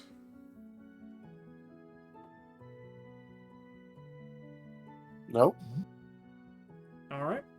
Besides, like the basics of like loading everything, and especially the ballista and stuff like that, they're gonna walk us through all that, right? Yeah, they walked you all through it, and for the simpler ideas of everything, that's why there's the athletics checks for the ballista and athletics checks for the monstrous cannon. The smaller ones are easy enough for anybody to handle and reload. And it's not like they're super crazy athletics checks either, because it's supposed to be able to be done by anyone on the crew at any time, but by themselves. And like with the ballista, there are cranks that you crank to pull the line back, and everything's meant to be able to function. It's not supposed to be too crazy for you not to be able to handle. So it's just simplistically teaching you guys the proper. All right, make sure that you push the the powder charge all the way to the back. Even if you think you've made it all the way back, give it one more push just to make sure. And so it's just the rigmarole of all that stuff. But it's just a DC 10 for the ballista, DC 13 for the monstrous cannons. The main thing, and they'll stress this, is that unless we want to, which sometimes there is, don't shoot one side of the monstrous cannons without shooting the other at the same time. Because Yes. the captain, without warning the captain, that could fuck up his plans if he's trying to evasively maneuver stuff. And usually they only have one gun team running at a time, so you guys will more than likely be handling the cannons and ballista when it comes to like a ship-to-ship battle.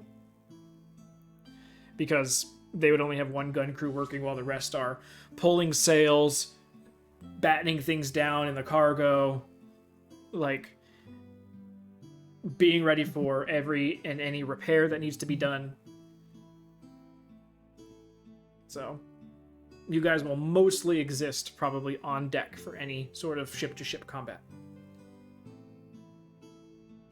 Sound Guten? Sounds good. Perfect. Yeah. All right. So Still with, nervous about Valis being near explosives, but now you know how Oh, yeah. Chadris felt her entire life. Valis is like, yes! To blow something up. Finally!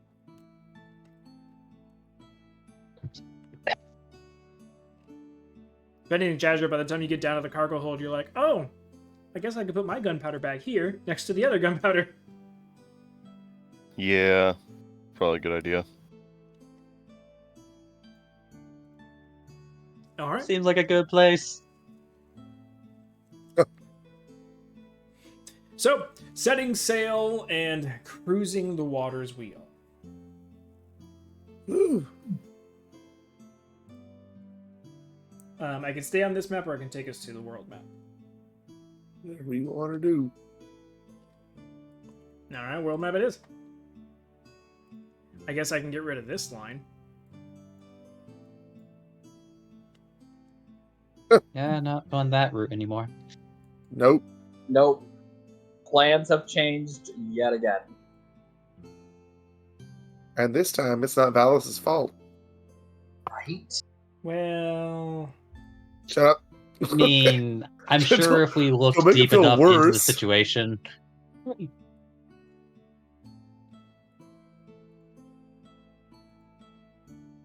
Still waiting for Valis to be a spawn of one of the Chaos Gods. I mean, it could happen.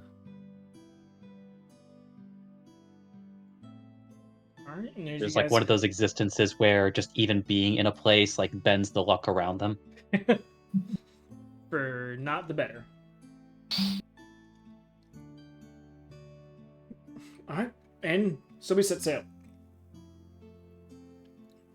Now, your ultimate goal currently right now is to get down to somewhere around here in the bottom portion of Hothmapoik. As even people of your group remember a certain sailing individual that has talked about the different pirate ships that tend to muddy these waters. So it's obviously going to be a while before you get there. Luckily, the ship does move faster than the galleon, obviously. But it's still a bit of a trip.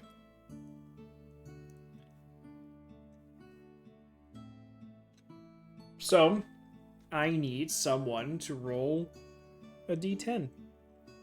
Dibs. He dibbed it hard. 8. Alright. And Tamperlate dabs. This never goes No. well when I roll these things. And you are not the only one. But that's 8 out of 10. Not bad. That doesn't mean that's a good thing. It doesn't mean it's a bad thing either because Val's charts are all over the fucking place. Go ahead and roll me a d8. All right. Now it's bad. We see Actually- 8 looks like You know what? Let's go with the real bad luck. Valis, do you want to roll a d8?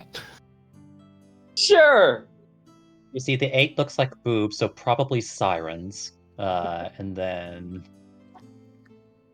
Or balls. Infinite whirlpool. Oh,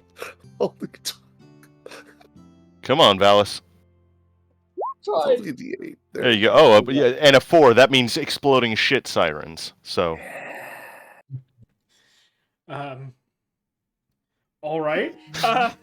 Val's like, new creature on the list. Exploding shit siren. It's like CR5? Their sirens their siren song makes you evacuate your bowels. No. Oh, gross. No. All they sing is the brown note. Like, oh, what is that melodious? Oh god, no! Everyone kicks Valis over the side of the ship. Alright, so as you're traveling, about 4 days into your trip, you start to come across a myriad of flotsam and jetsam, pop marking the water. And the ship slows down as you guys start to look for any indication as to what is what this is, where it came from, what happened, anything. Go ahead and everyone give me a perception check. I have to. Perception. Whoa! Look at me! I can see things. I can see clearly now. Oh, Valis, you are no longer head trauma. Come on, Lorona. Yay! So, does that mean I get my full hit points back? Yes. Yay! And obviously everyone have long rests by now. I punch him in the head. No, I don't. your nickname is no longer head traumata.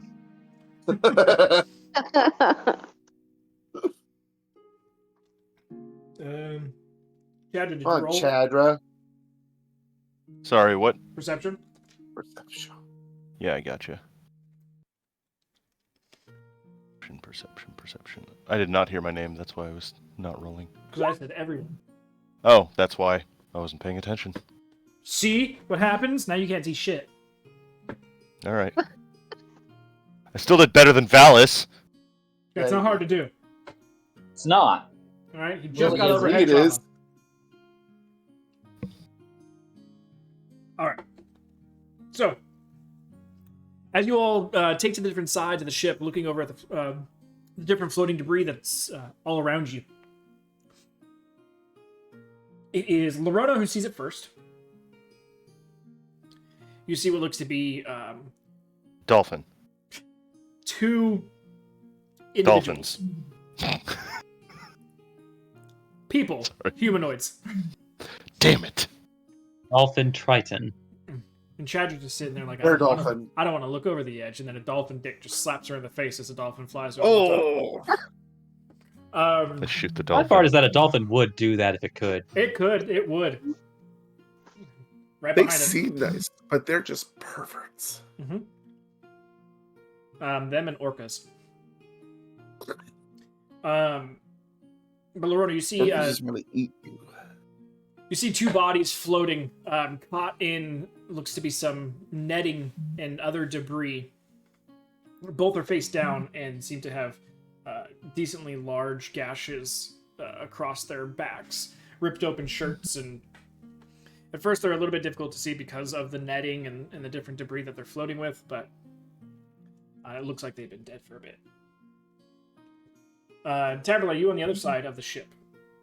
You see what looks to be 2 to 3 floating intact barrels. All 3 of them have an insignia on the side that you do not recognize. I don't. But I yell for someone to get one of them their those long hook things that I see on ships every so often. They don't have Yeah. hooks, but they do have grappling hooks on lines. That works too. with little Because floaters barrels on are not undead, so we can pick them up and take them with us. They're mimics.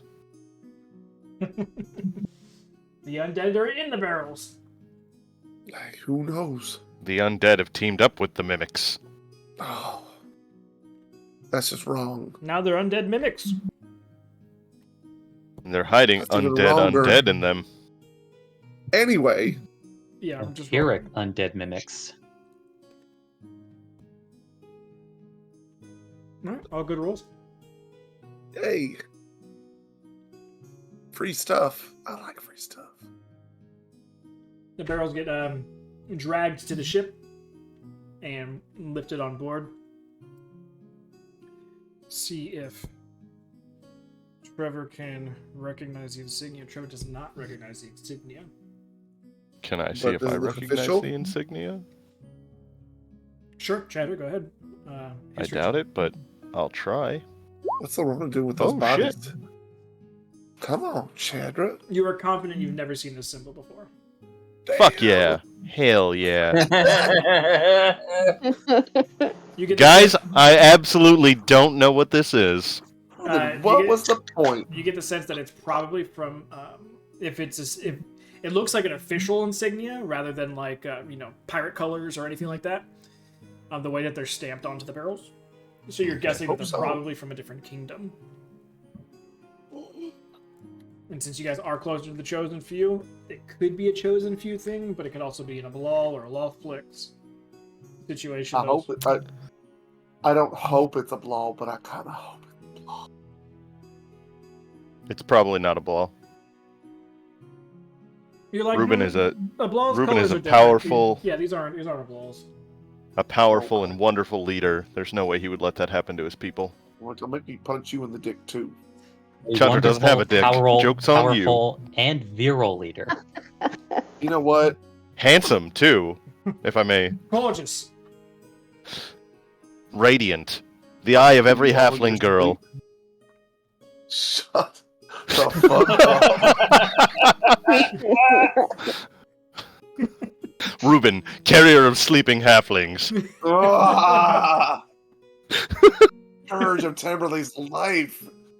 Love of Tamberlay's life. barbarians. He just keeps showing up. It's You like know, I that love how awful, Tamberlay- awful- Go ahead. I just love how Tamberlay is just always concerned about Ruben in any given moment. Was that I know, Miss? she is. Oh, thank God, no. Is he dead? Damn. It's like the worst romantic comedy ever. Because she really doesn't like him. Yeah, they never do, but then at the end they wind up falling in love. I've seen it. It's every single one of them. I will not. Literally Anyway. all of them. The immediate Oh, one, every- the Gerard Butler Does one. Ruben not stir something in your? Oh wait, he loincloth? stirs something. She doesn't wear a loincloth, she wears a bikini, dummy. I will. I'm I will sorry, something in I'm your sorry. loincloth if you keep talking about it. You want that other nut to be active? By Then the you end better of shut up. by the end of the month on this ship, Valis will no longer be able to procreate. If that was And even his on the voice Well, will that's be a at worthy least cause to much work higher. Gonna go up to Trevor and I'm gonna say, Trevor, do you think we could stop in Hublal? I know that it would mean so much for Tamberlay to be able to see Ruben again. Oh, I got I'm some kidding. business to do there anyway. Yeah, let's do it. Oh, perfect. And it's with Ruben specifically, so I can have him meet us at the dock. That's so nice of him to come out and to meet us. What was that? You want me to ask him to carry her all the way to his castle? I can do that. And sing to her. She loves that. Especially Sorry, were there Through the two dead threshold? bodies on the other side of the ship that nobody's paying attention to? Lorona hasn't said anything about it. No one else saw him, so. Well, then let's Well, I open mean, up they these were fucking dead. barrels and find out what's in them. Pictures of Ruben. It's the Hublal royalty calendar. They put it out every year. Well, the ship didn't make it very far before it burned down in the middle of the sea. No one knows how it happened. But Tamberlay was the only survivor. Not even just a picture. It's like a 3-piece dummy. Hmm Sleep time pillowcase. Halfling size perfectly. Fuck yeah. As long as it's not got Reuben on it, it's fine. That's who we're talking about. Yeah, that's exactly Nope. what we're talking about. Nope. It's like those mouse pads with tits on them, but instead it's like Ruben looking over his shoulder and it's just butt cheeks. His little Yes! dump truck. That's so gross. Yes! Ruben's got a dump truck. Cannon. He dummy thick. Sorry. He's a friend. How would he not have booty? Guys, I am so glad we are laying down this important lore in the story. Yep. Reuben needs to have cake. Same way that But Ruben doesn't lays need down anything. He can buy it. same way that Ruben Yes, lays down he can. important lore in Tamberlay's life. Bow. Gets the hot blood. I'll show you this. Very satisfying and fulfilling lore.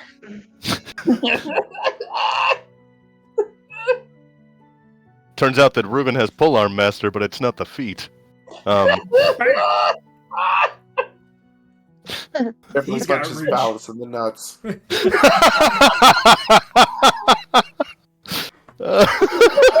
Just out of nowhere. I know what you were thinking, and I don't like it. Yeah, all this psychic torture that Tamberlay's putting into herself. She just I just reacts feel it and behind punches me, him. and I just punch him in the nuts. Oh, it's great. Shut up.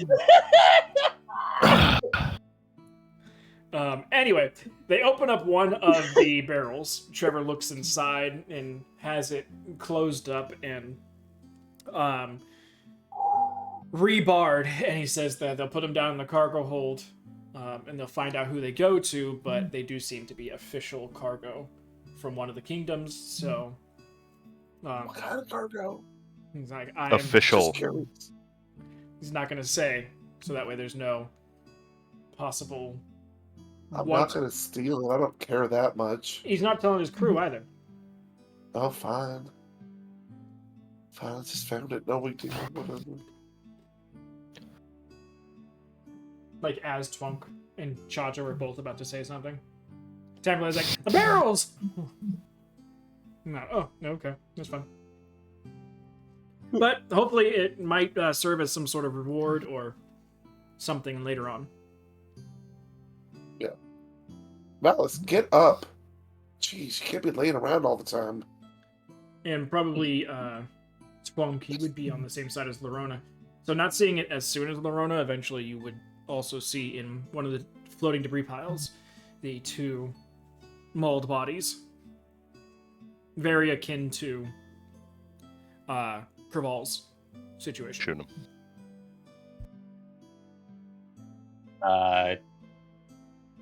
It's like Bunk will immediately go inform somebody of the sighting.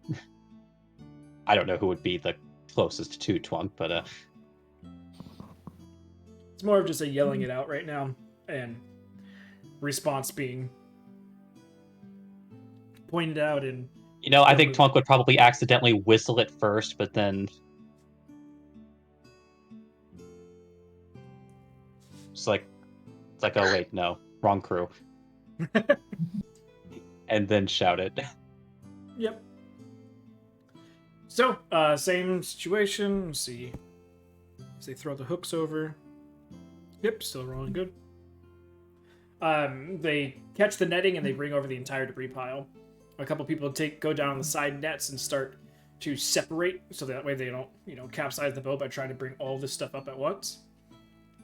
But the two dead bodies get slung and pulled up and over the side. The netting is trash and discarded. A bit more of the other debris is trash and discarded. And a single crate that seems to be watertight and still intact is brought up as well. As the bodies get laid down on top of the deck, and... You good? You good? Yeah, sorry. I was just scratching my eye. Oh, okay. As the two bodies get laid down, and you guys can now see the front of them, the mauling marks are all over the front of their body. Most of their entrails have been lost to the sea, and interesting bloating situations has happened to the inner Everyone was carcass, under axe. inner carcass of the others. But one main thing that you notice is that both the eyes from both bodies have been removed. Just not right. The skin has been cut around the area and actually pulled back. Ew.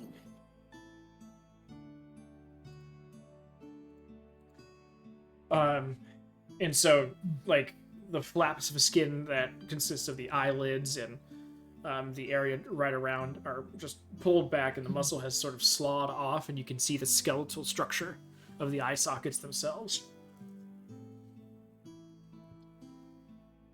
Bleh. These bodies have been processed. What's everyone passive perceptions? Not enough. 14. But if I have to cut a head off, I'm ready to go. 15? So 15's the highest? Passive 17. Yeah, passive of the perception. sense. Oh, 18? Yours is 18? Yeah, it's under saving throws. Is that what you're talking about? Yeah, underneath. Passive, saving yep. throws. Passive perception. Yeah. Yep, 18. Damn. Yep. Lorona, you notice that box that got brought up with them, Trevor, Mum goes over and shows Trevor something on the top of it, and Trevor whispers something to her, and she quickly walks away with it. Okay. Trevor will come over to the bodies, and his hands will glow as he puts his palm on each of their foreheads, and a weird crackling and bubbling, boiling sound happens as he's, to an extent, smiting these bodies. I figured as much. And there's no reaction to the bodies as it's happening. And with that, he'll instruct the crew that there is nothing else that they could do for them. They perished on the sea. They belong to the sea. We'll send them back to the sea. Except this time that they'll put their backs to the water, so that way their crevices fill up with water and they sink.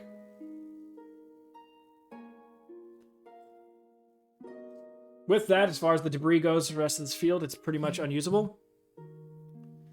And you guys continue on with your journey. Okay.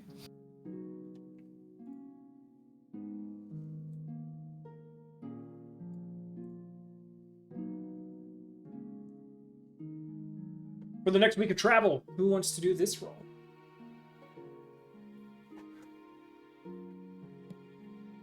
I'll do it this time. Wonderful. D12. We believe in you. D12, you said? Mm-hmm. All right. 18. Now, who wants to roll the D4? I will. All right. D4s.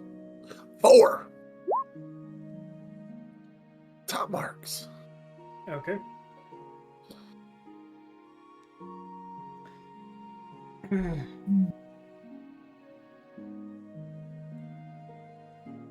Halfway into the next week,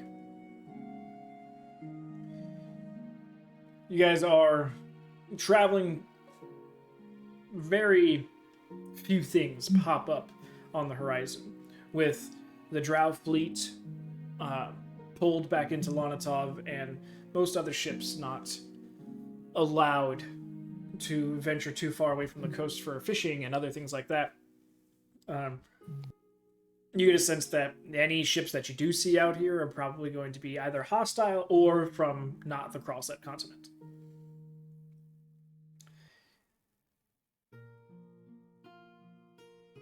It's not too long past daybreak. Somewhere around 7, 8 in the morning. But you guys eventually, at the end of your breakfast, or maybe in the middle of it, depending on how late you woke up that day, with not having a specific job for the ship, it sort of gets mundane in the day-to-days. It's been a full week since anything interesting has happened. But towards the end of your breakfast, there is shouting and commotion on the deck above.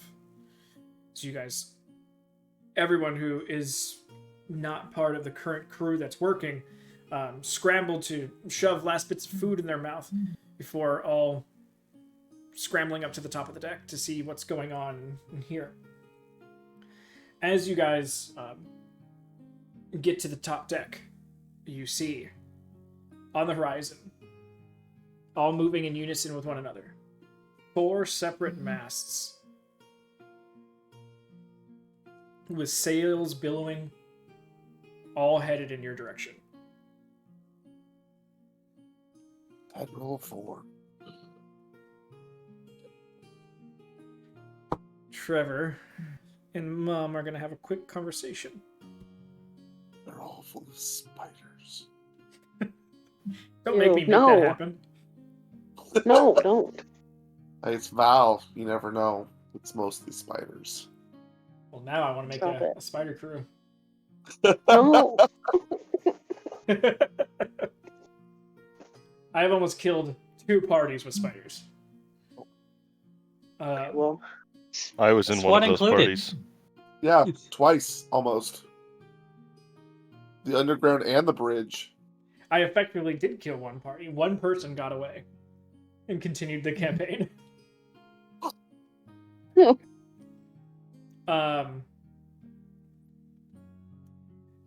Trevor and Mum have a quick conversation about what to do next, and with a quick perception check by Trevor with his eyeglass, okay, which is good, he quickly makes the assumption and decision to try and outrun. You guys are lighter ships, better sails, and he's a more experienced sailor. And so he is going to flip an absolute bitch and go back the way he came. It's like he's ready for a battle, but more in the numbers that he thinks that he can handle. And so, with that, they chase you for an entire day, Wow. only getting lost at the last few hours of night, as Trevor is able to do some sneaky bullshit and ride closer and closer into Akatku, knowing that fog banks are usually normal this time of year, coming off the Akatku Peninsula.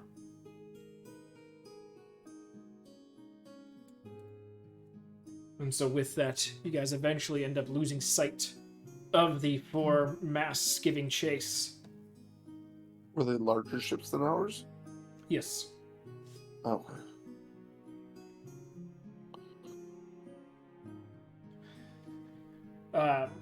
You guys sit closer to Akatku, using the fog banks as natural cover until about midday before they finally burn away. No masts on the horizon in any direction that can be seen before starting back up the trip to go southward, staying a little bit closer to mainland than you guys were originally traveling.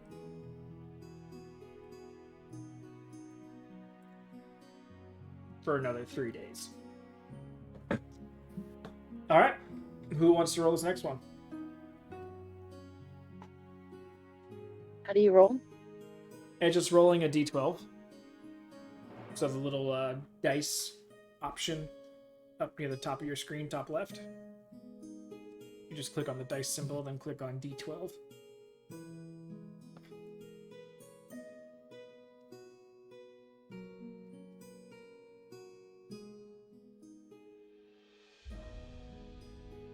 You see it? Oh, is it on my character sheet? No, on roll 20. Or you can do it through your D&D Beyond. There's the little dice thing.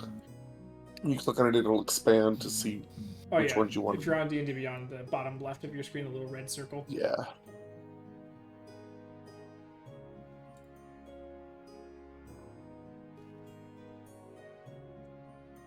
And D12 would be the. Maybe I'll go second next one. time. All right. So I don't know where to click. Valos, roll a D12. Aye, Captain. I think I can found hear you. Aye, aye, Captain. Aye, Captain. Oh, you are fucked. Oh shit! I knew it. Why'd you let him do that? That's why he had me roll.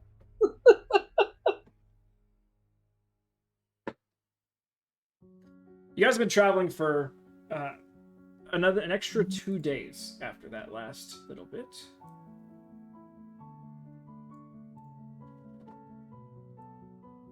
Going back out into not quite the deepest waters, but hanging on the edge of the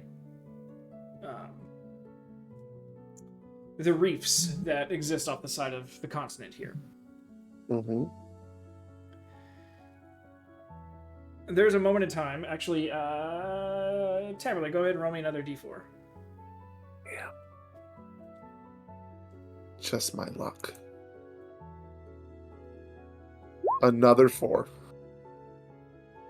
Okay. There is a time right about 4 p.m. in the day. Just an hour away from dinner, and that being some of the more exciting times of your day. When one of the person on shift currently that's up in the crow's nest just goes, Captain, I see movement, I think. Trevor's just like, where? And he just points down. And as soon as he points down, you guys feel the ship toss and turn violently in the water as 4 impacts poof, poof, poof, poof, happen at different lengths of the ship. All needs everyone to roll initiative. Yay.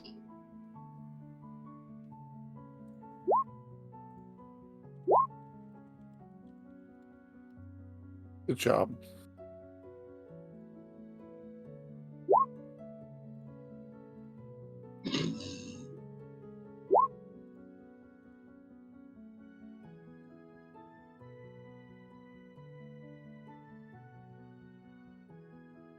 Wow.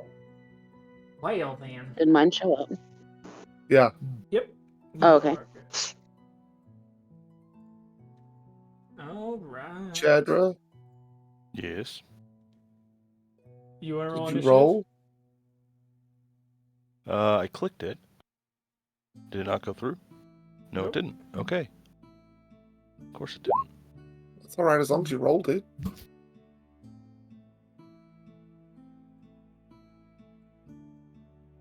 $17. Wonderful. Excellent. As long as I'm not first. I get this weird, like, cleric thing where I just can't be first. It just sounds weird.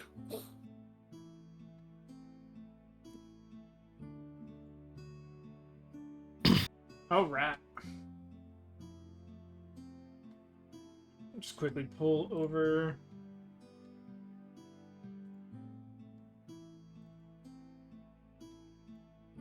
Also, generally speaking, barbarians want to go first because the more turns that pass before their turn, the more turns where they could just take unraged attacks. I know. It's just this cleric thing where it's like, oh god, I'm not used to going first. I don't know what to do because there's so many things that I could do that I never get to do, and I'm usually just reacting to everybody else. But yes, I'm not mad about this. I'm just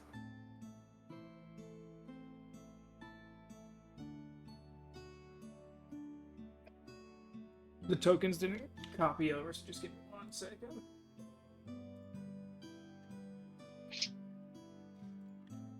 Did the map change? I am changing it currently. Perfect. Okay, why-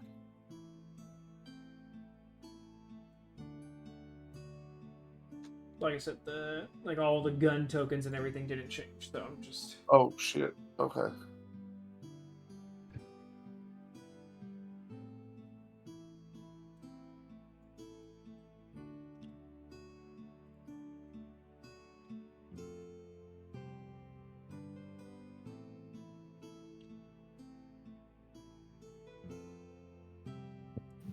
Right, there we go. That.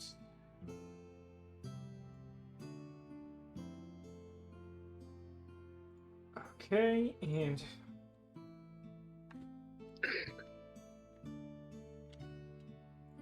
perfect.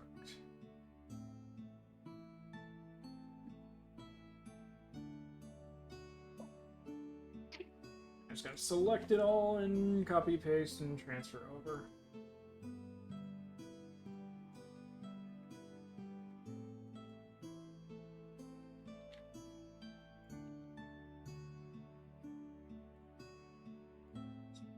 Gonna be a big map, so you might want to start zooming out.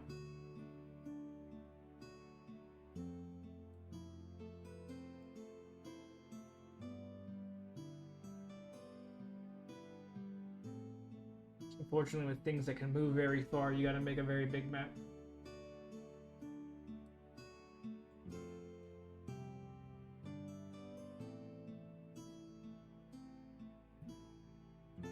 Oh my god, just work for me, please. Thank you. Have a nice day.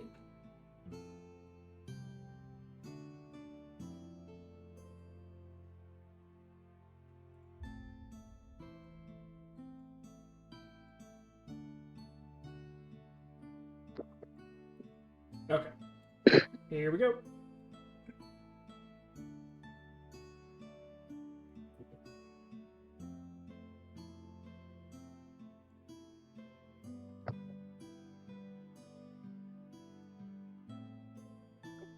Oh, in the middle of nowhere. All right, so you guys will be starting underneath, but it'll only take you about 10 feet of movement to get up and into one of the spots to get on top of deck.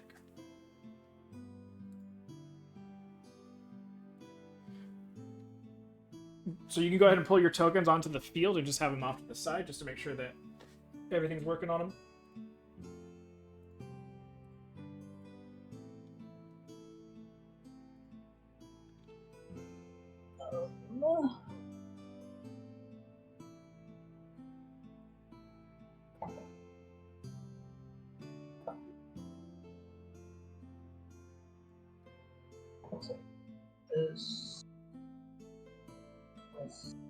Yeah.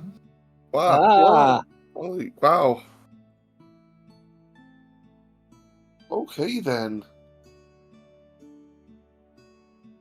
somebody released the Kraken. How long have you been holding on to that joke? Since Since- the movie. Yeah. We reached a secret Quacken. Quack, quack. Yeah, well, I moved my whole name and not just like the icon. Yeah. Yeah, you drag How your do I do name. I don't Oh, know okay, why so- they make it like that.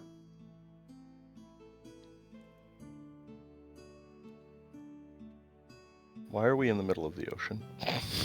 He said to put us to the side. I That's know. why. I know. Because we saw it we're was on a a fucking boat. Kraken and we're just like, fuck this. Right? Abandoned ship. He owns This the boat shit on now. up.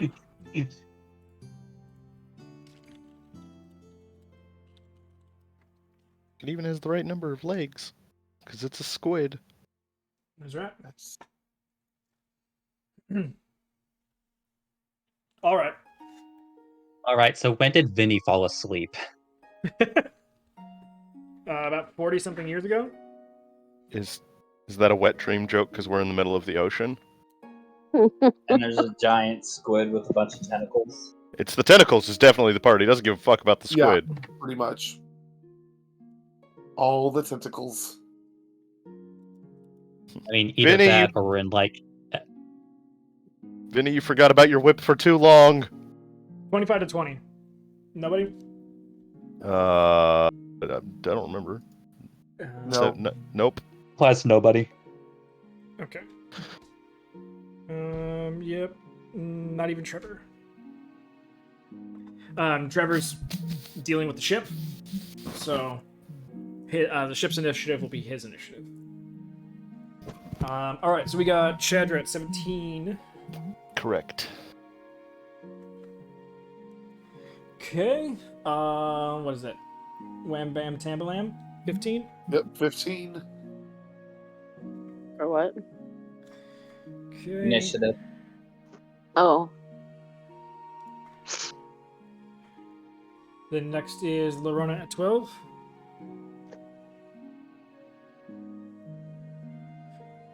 And then who's next? Twunk. Mm-hmm. And then Valos. So before Twunk is Yep. actually Trevor.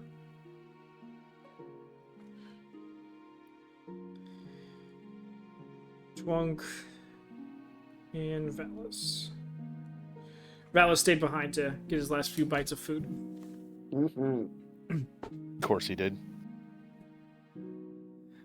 Just zoom in a little That bit. Here. motherfucker. Did you say fat motherfucker or that motherfucker? Both work. Yes, they do. Alrighty then. This? So, top of the round actually goes to Chadra.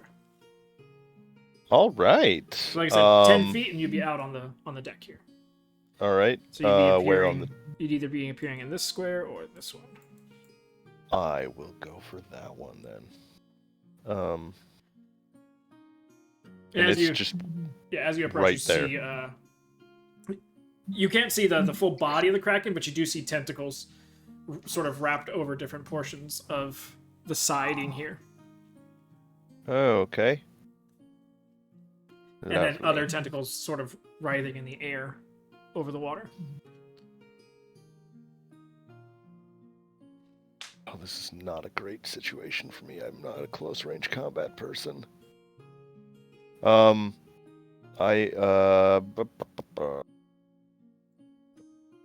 Yeah, it's just far enough, or not even far enough. The crow's nest is 80 feet up.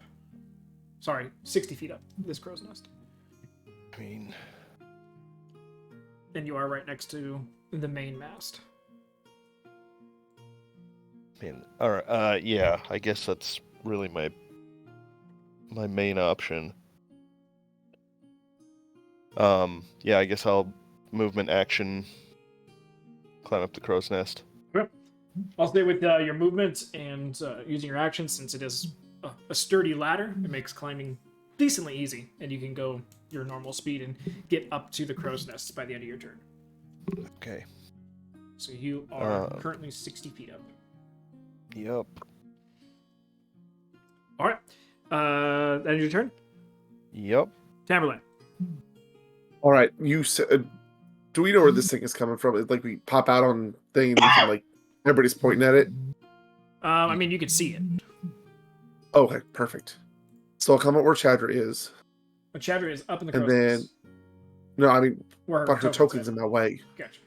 Yes, and then I will,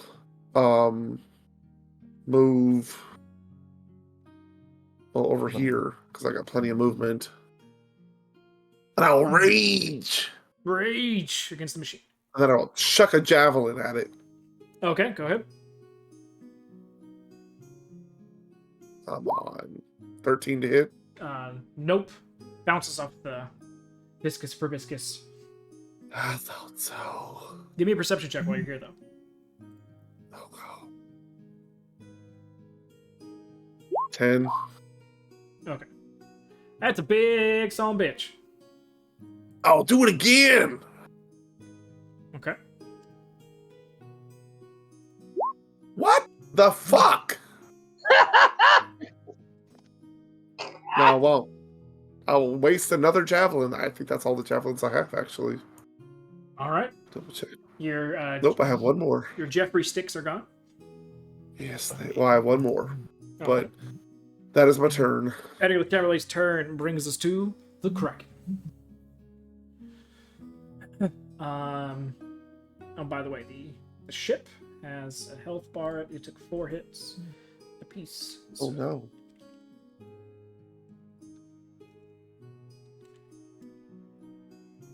All right.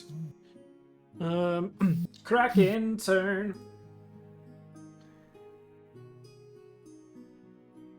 It is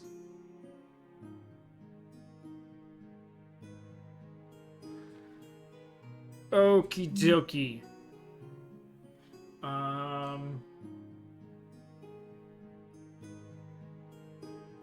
One tentacle attack.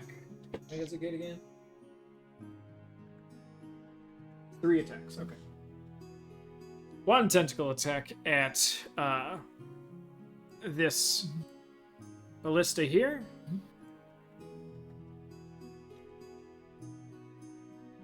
Sorry, where's the tentacle? There it is. Where is there? It is. Okay, perfect. As long as I don't get nat ones, it's gonna hit. So 1 at that ballista, 1 at the monstrous cannon just below it, and then 1 at Tamberlay. Tamberlay, the one at you is a 15 to hit. Misses! All right. Can't say the same about the ship. Let me roll damage for those. Okay. Ballista takes 24 points of damage, Damn. and the cannon takes 20. And the Tamberlay takes 0. 0. All right. That on the Kraken's turn. Lorona, you're up. Okay, sorry. Welcome back. She'll go over here by Tamberlay. And use the short bow. Okay. Because the dragon tooth dagger probably wouldn't make it, right? There's no tentacle that's currently within melee distance, so yeah. Unless you want to lose your Okay. dagger. No, I do not. He just goes, yeah, bloop, in the water. Well, fuck. Okay, so she'll short bow it then. All right, go for it. Fortunately, the arrow just gets stuck in the slimy body secretion, not able to actually penetrate. Okay. Doesn't have enough power to penetrate. I believe that's Valis's life story. Wouldn't you like to know? Oh. No.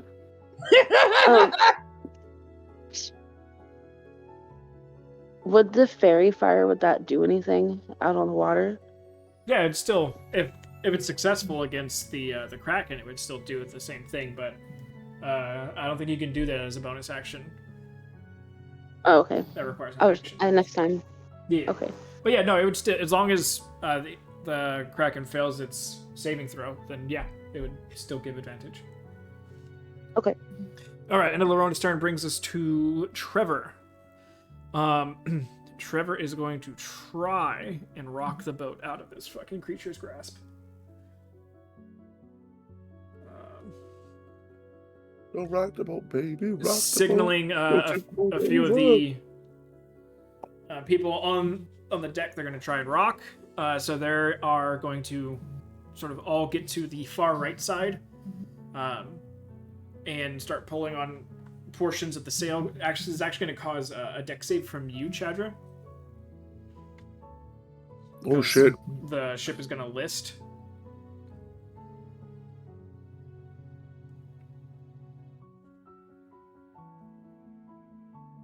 Chadra. Say again. Sorry. Dex save. All right. That's 6. Oh, All right. So the crew all shift to one side and start pulling on the lines and letting weights off the side of the ship, and the whole ship lists a good 20 degrees in the water. Chadra, you just get up to the crow's nest, and the younger gentleman who was up here, him and you both look at each other. He heard the "we're gonna rock the boat," and so he was ready for it. He's gonna try and make a dex save to you as you start to just fly out of the top. Luckily, he rolled a 19, ooh. so he catches your hand. Luckily, you hadn't taken your gun off or anything just yet, as he's going to try and hold on to you as this happens. His athletics checks 14 plus 4, 18. That's enough to hold on to you.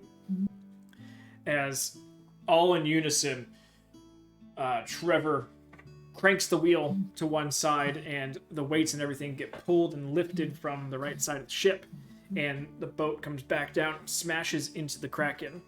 It's going to cause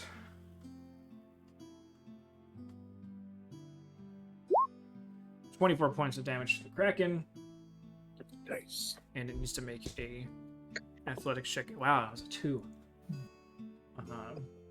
Yeah, even its plus isn't going to be enough.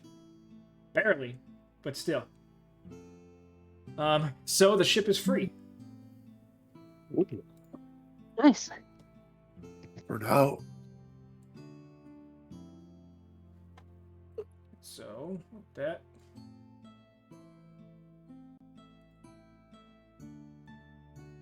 Unfortunately, I am going to be dragging the Kraken with us. So let me move the Kraken out the way. Boop. Move. And it's Out the going way, to 5, out 10, the 15, way. 20, 25, 30, 35, 40, 45, 50.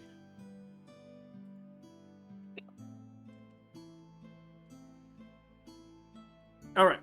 Ending Trevor's turn. Twonk, you're up. Ballast on deck.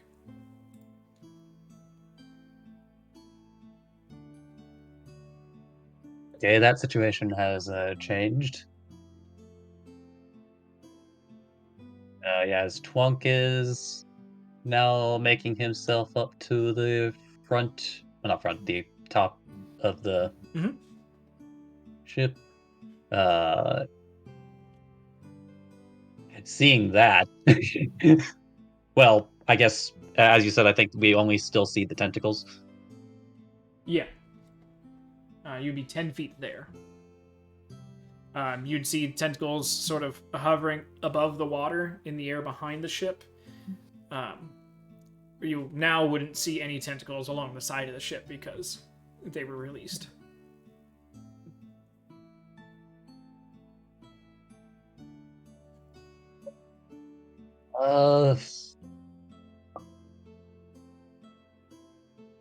I think for this,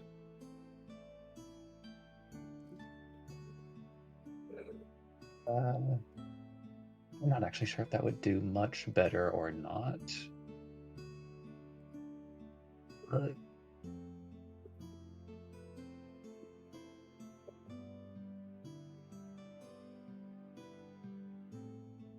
you know what? Even though it's a big ass Kraken, maybe he can find a way to scare it. So he's going to call for the storm inside of him, as he is going to call lightning onto one of the tentacles he can see. Okay. Is that a dex save? It is a dexterity saving throw. Alright. It is a 23. Right, that'll obviously save. Mm-hmm. Let's see. I think it's 3d10 lightning damage.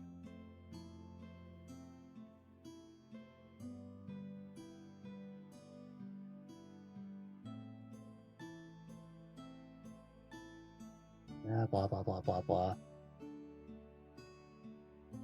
It's 3d10 lightning damage. Okay.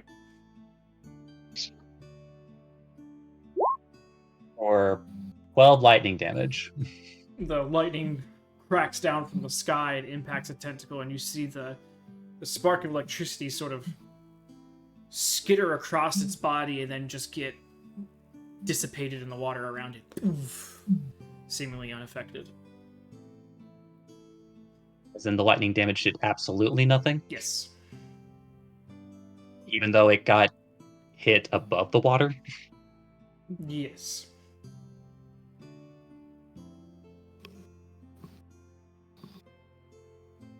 A water Pokemon that's immune to lightning? What the hell? Not a Pokemon, but yes. It's a Kraken. Well, off the but it's logic not of like, tentacle? well, no, it doesn't mean it's invincible. It's just we're going with the water is an eternal ground logic. Is that the end of your turn? No, because this is obviously going to be ideally a long range battle. So he's going to like a bonus action, it's like a appearing the mask of the hunter on his face as he's going to fire at one of the tentacles with one of his his radiant arrows. Okay, go for it. Does Twunk have Hunter's Mark? Will miss. No, he's got a specific star thing that happens. I was going, wait a second. But he's closer to Hunter's Mark than you are. I know. That's all Twunk can do on this turn. Okay. I And can't do And I might as well stop concentrating on Call Lightning. It's not going to do anything. yeah. At the end of your turn, you see why lightning seems to be ineffective, as a few of the tentacles seem to reverberate ozone energy, and all of a sudden, 3 lightning bolts crack down on each of the masts on the ship shit. itself, as it creates a lightning storm. Yeah.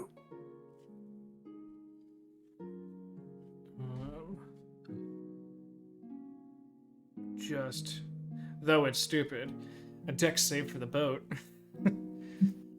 Do it, boat. You can do it. I'll do it for each mast. 2 of them save somehow. The boat has technically a +4 to dex, and it just saves with 2 19s. All right. Wonderful. So that'll be half damage to those masts, which is likely because one of those is the one that Chadra's on.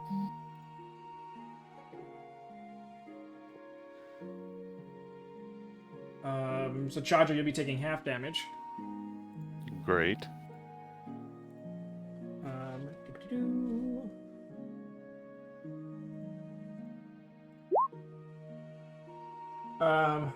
So for you, Chandra, that is only 12 points of lightning damage. Okay. And that's good too, because those lightning rolls. The 2 good ones were the ones that got saved, so that's half of those.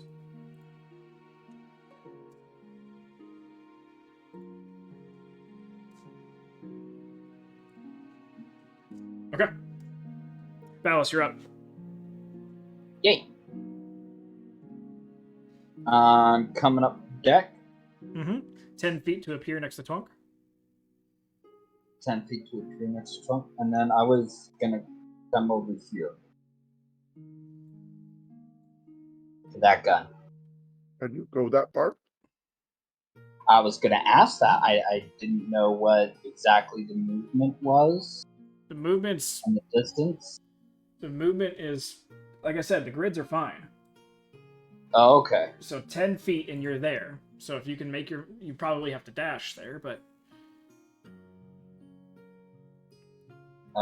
Yeah.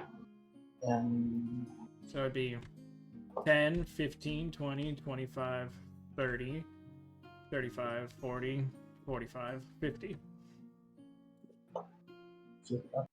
Thank you.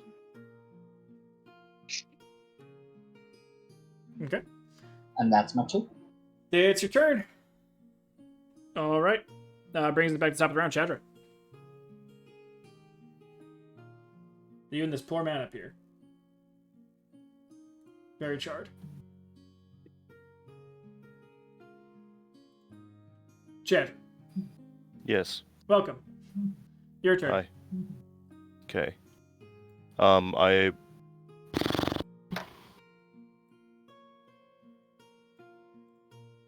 don't know. You said he was holding on to me, and that kept me from falling out, correct? Yeah, because the ship Okay. listed and then it slammed back, but you're Yeah. no longer being held by him, Yeah, I didn't think I was. unless you want to be. I wasn't. I just hadn't. In my head, I wasn't sure if he had caught me as I fell over, or so I just want to make sure I was still up there, Yeah, you're still. or not like having to pull myself in. No, you're good. I guess I'll try and shoot one of the tentacles that's visible. Okay. Unless the. Yeah, So you'd be 120 feet. that's still a disadvantage. Right? Yeah. And you can give me a perception check now that you're looking down and over at this thing. Okay. 18. Okay. Though you have not seen many krakens ever in your life, there are large holes in its skin. Skeletal structure in the face is visible in certain areas, Oh. and an interesting green glow behind the eyes. Okay. Great. It's undead, probably.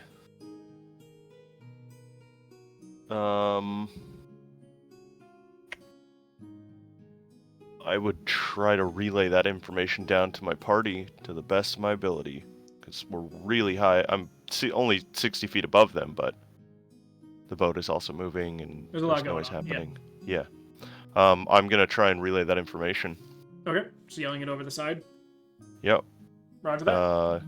Do you want me to roll anything for that? No, Or do you want that to... you are only 60 feet above, and technically the main person who needs to know this, Trevor, is closer technically to them since he's on the quarter deck, which is lifted. Okay. And that's... Is that a free action? Or... Yeah, it's free action. It's just yelling Cool. something. Alright, then I will try, like I said, try and shoot the tentacle. You tell the guy, close your ears. Wait, is its head... Its head's exposed right above the water. Okay. It looks like it's about to take a juicy bite out of the ship. I'll try and shoot its eye, I guess. Okay, go for it. 25. That'll hit.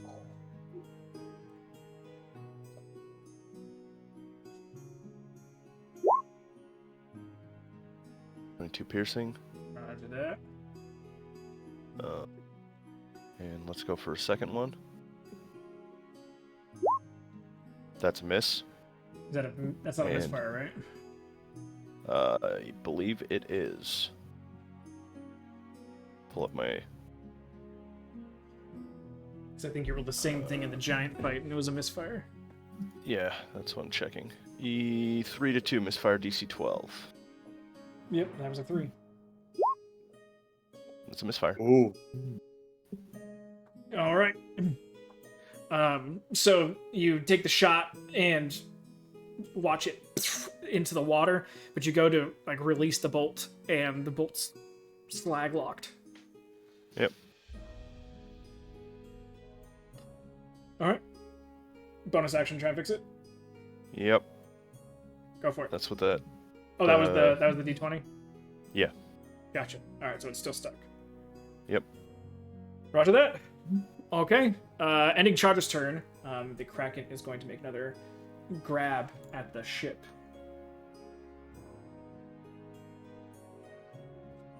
Okay. That's a hit. You feel the ship slow back to a stutter.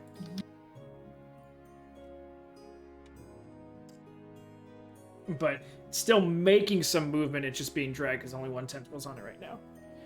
Tamberlane. How close is that tentacle to me? It would be right about here. Okay. Well, that's funny because I was gonna run up there anyway. Perfect. Question: Yes. if I'm operating one of the cannons and I am raging and decide to do reckless, does it count or no?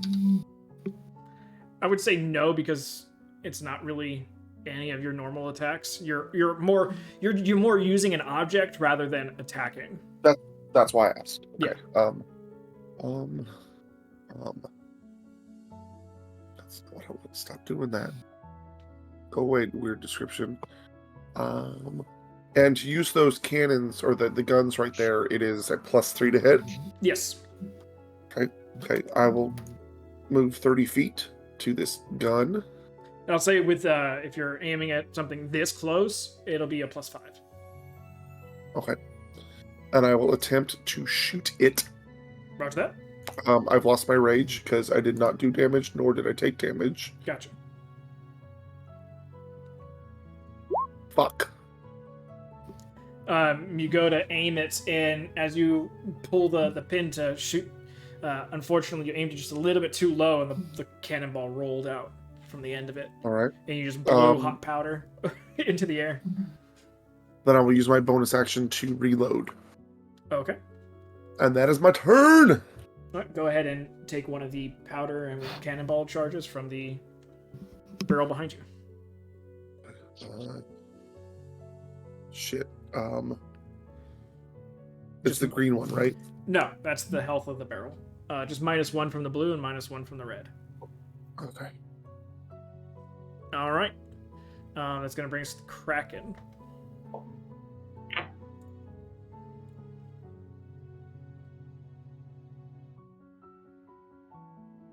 Kraken is going to take that bite.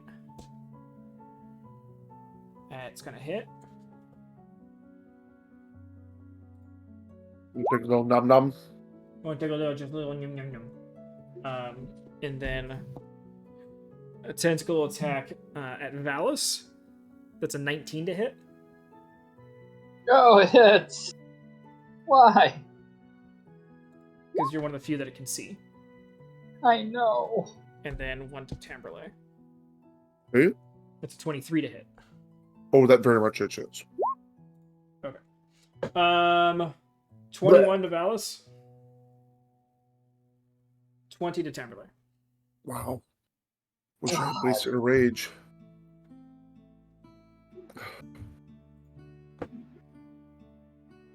Yeah, and those are both bludgeoning.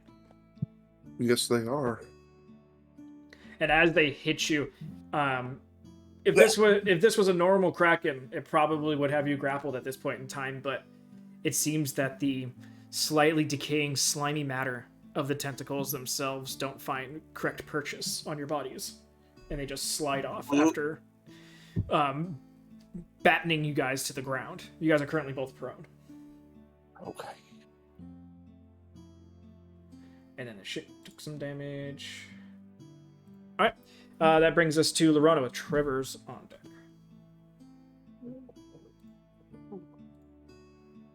Okay.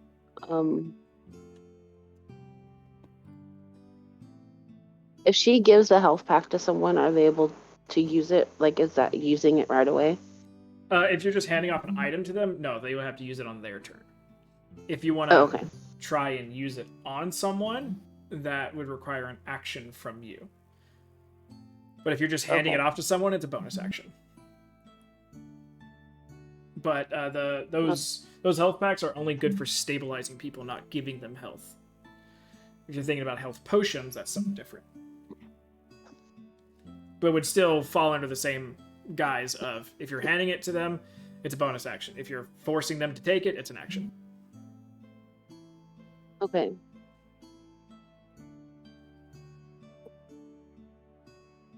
She's gonna come down here All right. to use the gun, but she's gonna do Fairy Fire first to try to do that. Okay. Fairy Fire, is that a dex save? It is a dex save. That's low. Is that low enough? Dex 13. Nope. That's a 15 altogether. So Okay, so it didn't work. yeah, the fairy fire blows up over it, but nothing makes purchase on the wildly swirling tentacles.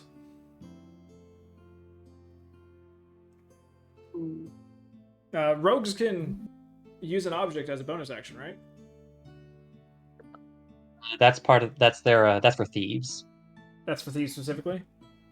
Yeah, that is their fast hands feature. Gotcha. Okay, so to shoot the gun, it requires an action, which you use to do fairy fire.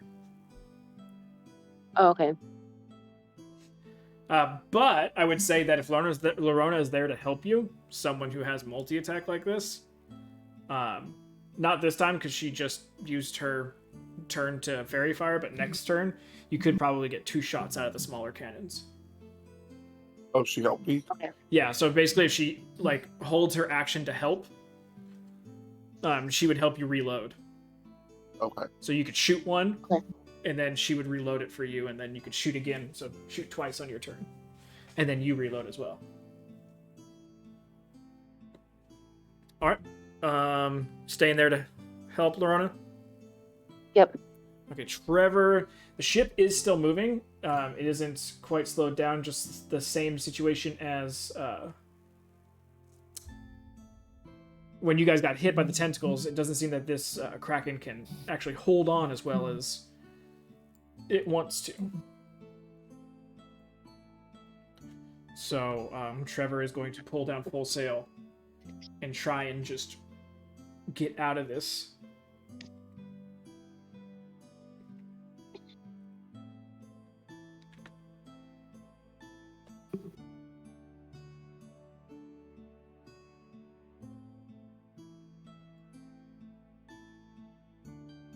And oh, that is not going to work correctly. Well, he'll just fucking go full speed ahead. Fuck it. And a slight to the left, I guess. Or to the right. Fucking. Alright. That's Trevor's turn, bringing us to Twunk. Valis on deck. Stuff seems to happen on Trevor's turn, so give me a sec. All of a sudden, things that were there are no longer there. Yeah, because the ship's fast. So Trevor's just under the assumption, let's just fucking run. Rather than try and fight this thing, especially being told that this creature's undead. That mean everything in the ocean is undead?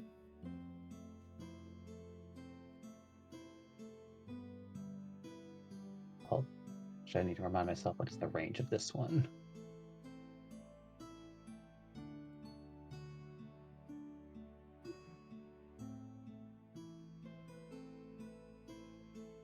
Further than I thought. Was the answer to that? It's not the thing I wanted. Well, I mean, so yeah, I think I saw that ruler. We're about 50 away from the ship, or it's about 50 away from the ship, I should say. Yeah, from the corner, from the very tip to tip. Well, then I'm gonna try the same strategy technically again. Well, not the same strategy, but the same intent. Well, actually, first I'll move and do a thing. Since I don't have any reason to not use it. Trunk will move there and again fire at one of the tentacles. Just Okay. mostly just to see if it would actually recoil from that damage or not. Alright. Oh, God fucking damn it. Go ahead and roll me a d6.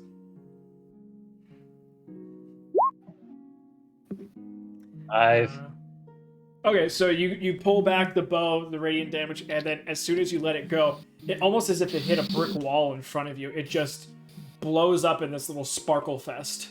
Like you just shot fireworks out the front of your bow.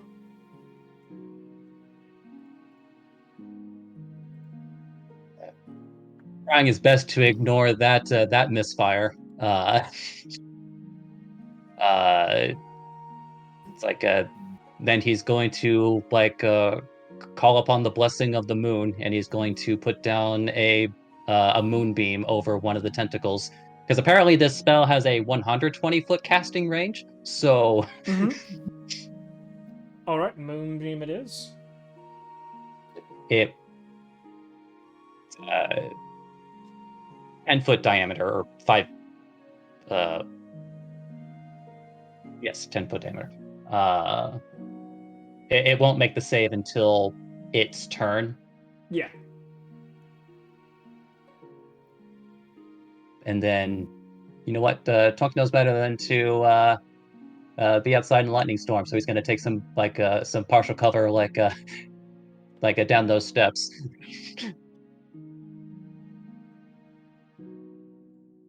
Roger that.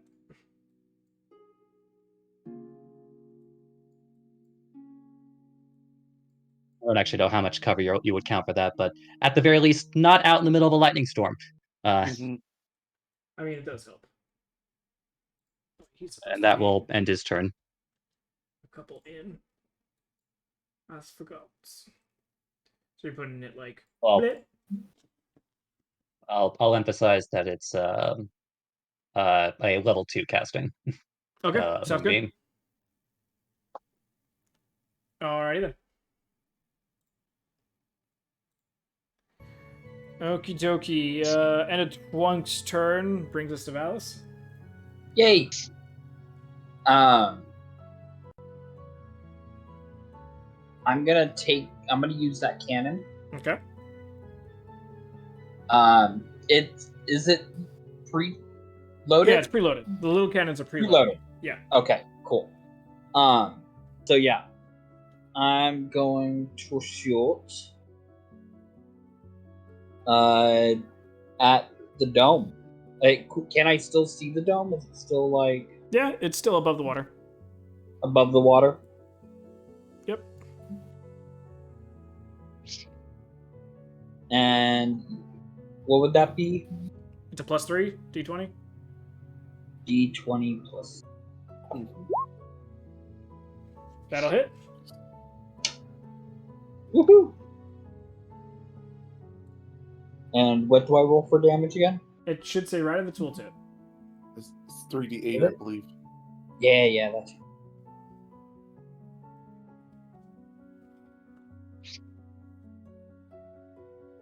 Yeah, there we go. 17 points of damage. And then bonus action reload.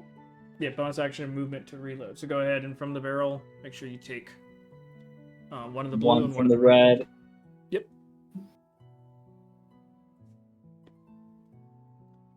Okie dokie. That'll end your turn. Yes, that ends my turn. Okay. The end of your turn. There's going to be some lightning.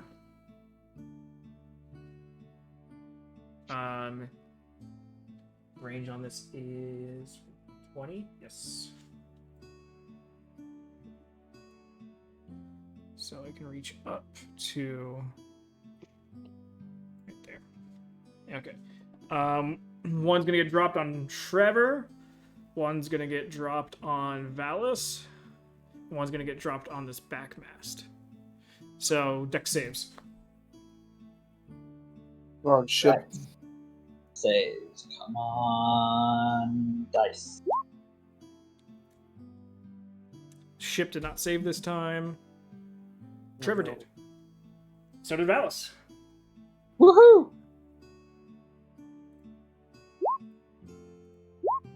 So the first one is the ship. 28 points of damage to the ship. Oh, Next is to Trevor. 14 points of damage to Trevor. I don't have Trevor's token now, but right, 14 over here. And then 13 for Valis. 14 for Trevor. And luckily you saved too, because you're currently holding a powder charge. right. So All right, ending Valis' turn. Shadra, you're up. All right. It's still with bonus action. I'm gonna try and clear the jam. Yeah, you're more than 150 away now. 14 works. All right. And Chadra's in a real jam. Make a note of that. It's marmalade. Marmalade. Marmalade. All right. Cool. Adding that to my notes. I'm keeping track of every single one of my shots. Gotcha. Minimize my notes real quick. All right, take a shot at it.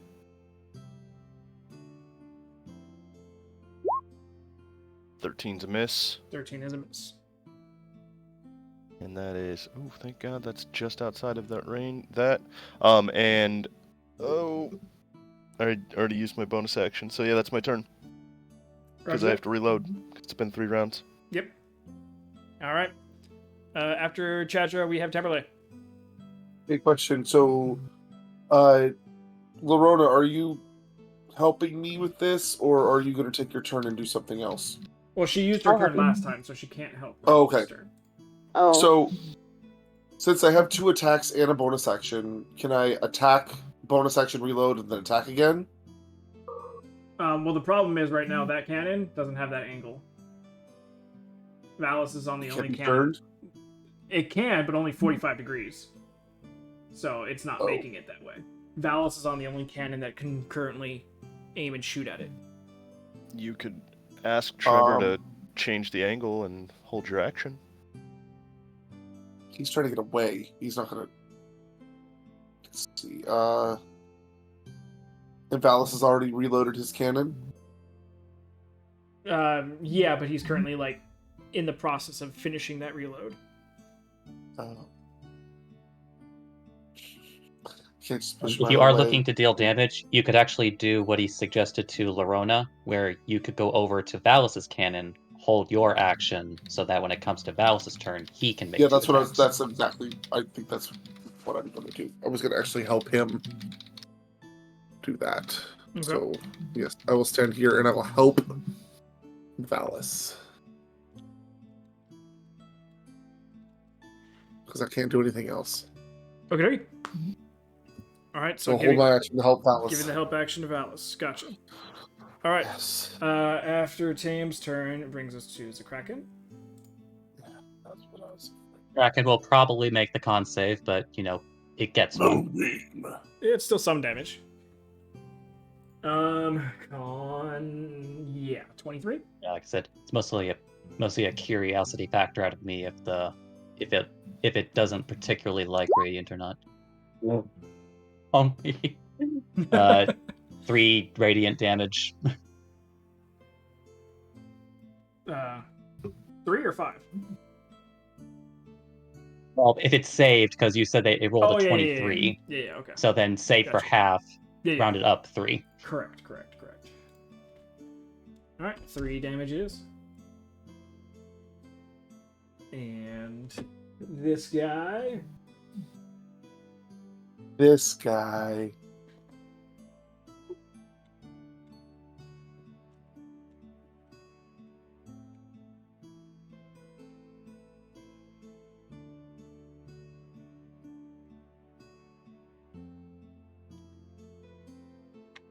Damn. It's a giant water creature. No, I understand. They swim fast. But he had to dash to get there, so. That's the Kraken's turn, bringing us to Lorona.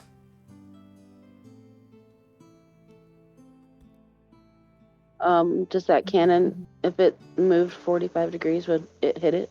I'm trying to, every time I want the damn, there it is. Okay, cone, 45. Nope. Okay. This ship isn't meant to be a getting chased type of boat. This is much more of a doing the chase kind of boat. Can she cast Fairy Fire again? Yeah, definitely. Okay. Or, Do I need you to be don't have. closer? Well, no, it's that you can really only cast that once per long rest, because the fairy fire is from your Oh. racial abilities. Oh, gotcha. Okay, yeah, it doesn't say use on it anymore. Yeah. I mean, the creature is in melee range with your compatriots, so you could get sneak attack if you shoot the short bow. Shoot the short bow.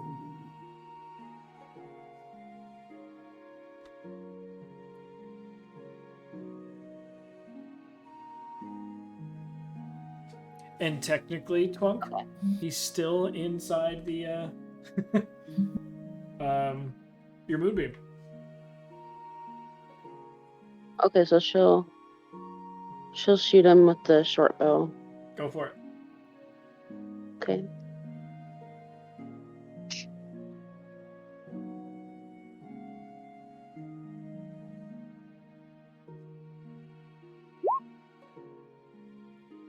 With everyone in 13s. Unfortunately, no. Again, the arrow just gets stuck in the sticky fluid that surrounds its body. Okay. Is the gun that's next, or the cannon next to me, is that reloaded already? Yes, it is loaded. It just doesn't have an English shot. Okay. Well, then I guess she'll just hold the rest of it just in case it moves again, and Okay. she can help someone else. All right, that brings us to Trevor. Actually, at the end of that turn, since he's here now, he's going to make an attack on the ship. Almost in that one, so almost missed, but definitely hit that time. Boop. Boop.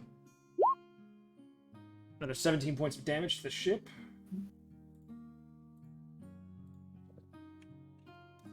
It's starting to affect the ship. Ship is not having a good time. Luckily, every turn, 10 points get healed back to the ship because the crew that's inside is doing repairs.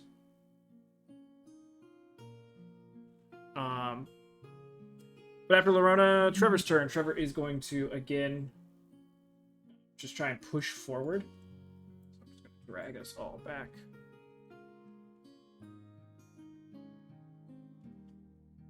In the map. As we move forward. I'm just gonna have to drag him back a little bit so I can grab everybody. So only one tentacle slowing him down, so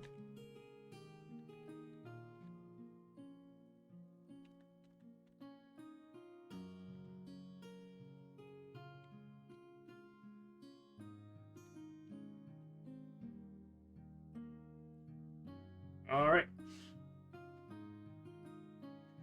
The ship can definitely outpace the Kraken. Twunk, and then Valis. Let me put this guy.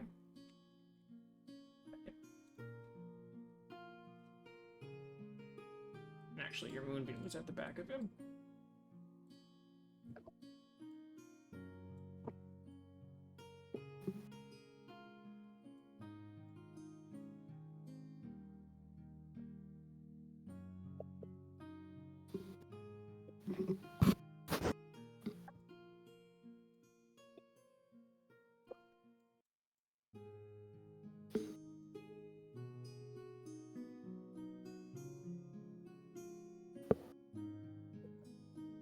Yeah, he's not actually. He's over here. I'm just trying to grab that fucking circle.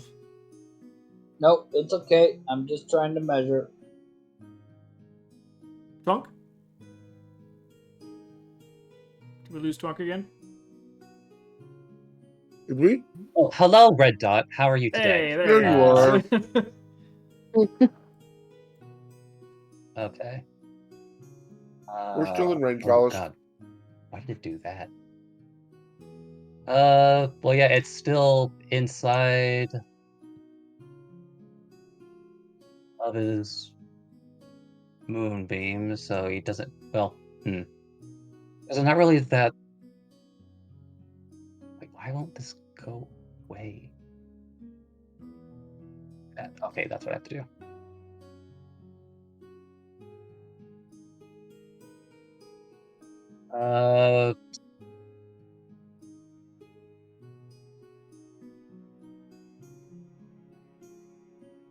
So like after Twunk goes back, look around, see what's happening.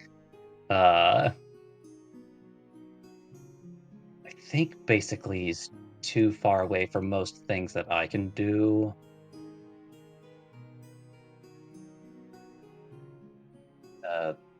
Can't really do anything with the cannons because someone's already manning the cannon, like where Phallus and Tamberlay are. At least I'm assuming only one person mans the cannon at a time. Yeah, the other person would just be giving the help action.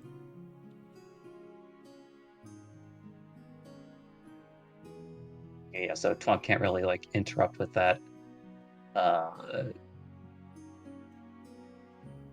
think really the only thing he can actually do with his action, he is going to use his action to, at the very least, move the moonbeam to the closest point, like between themselves and the ship, but still like on the creature.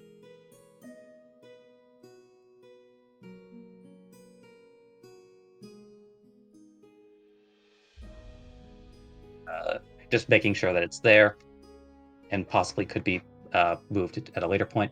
Yep. And then,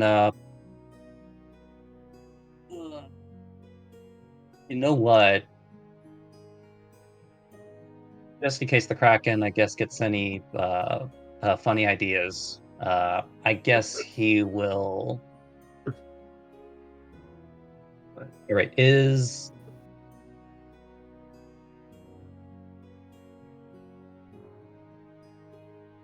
Like because like this side cannon. Oh wait, I think that one takes a full action load, doesn't it? The big ones? Yeah. Yeah, they are currently unloaded.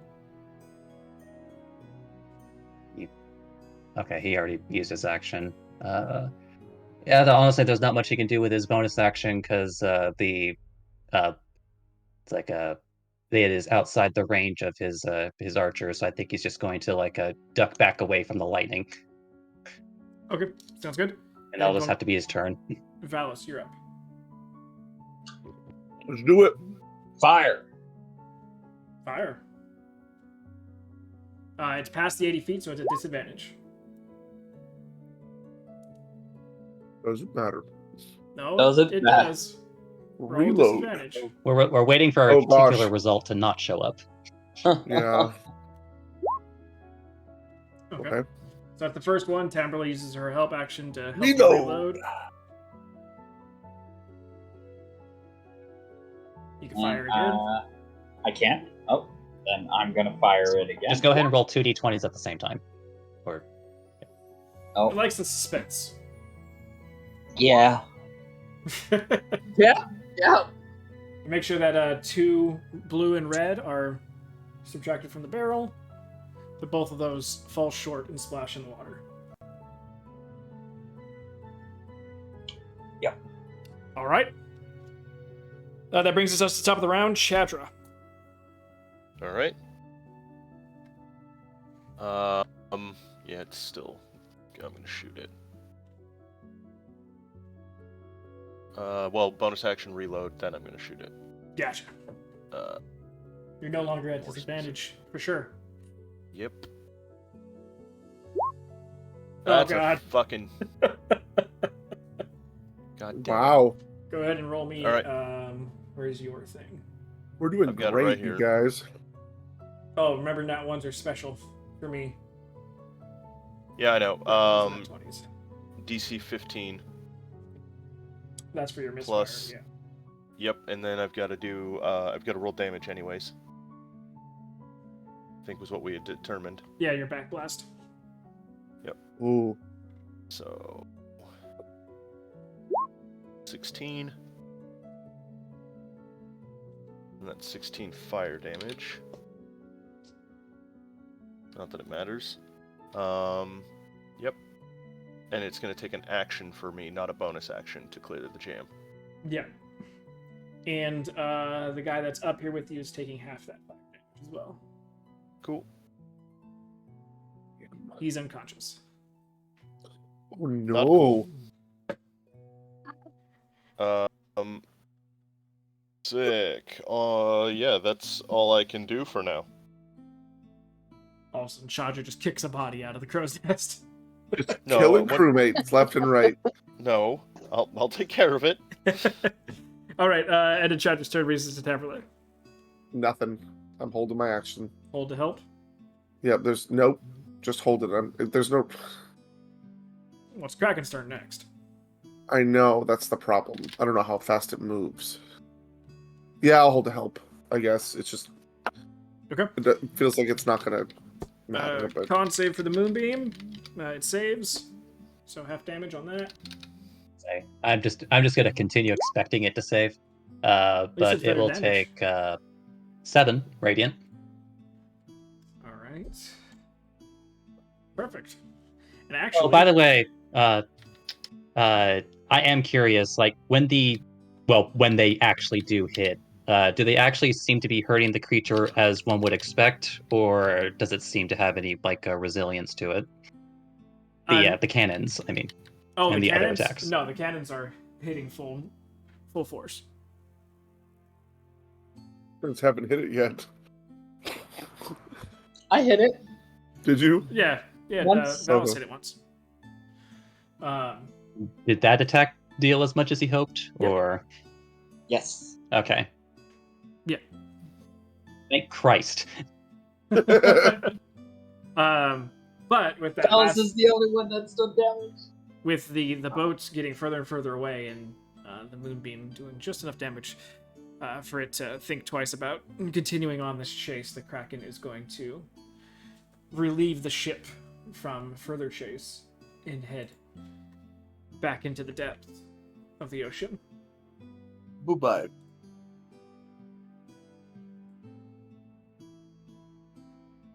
It's if Twunk had a sea chart, he would just be scrolling it out right now in their approximate location, just putting a big circle.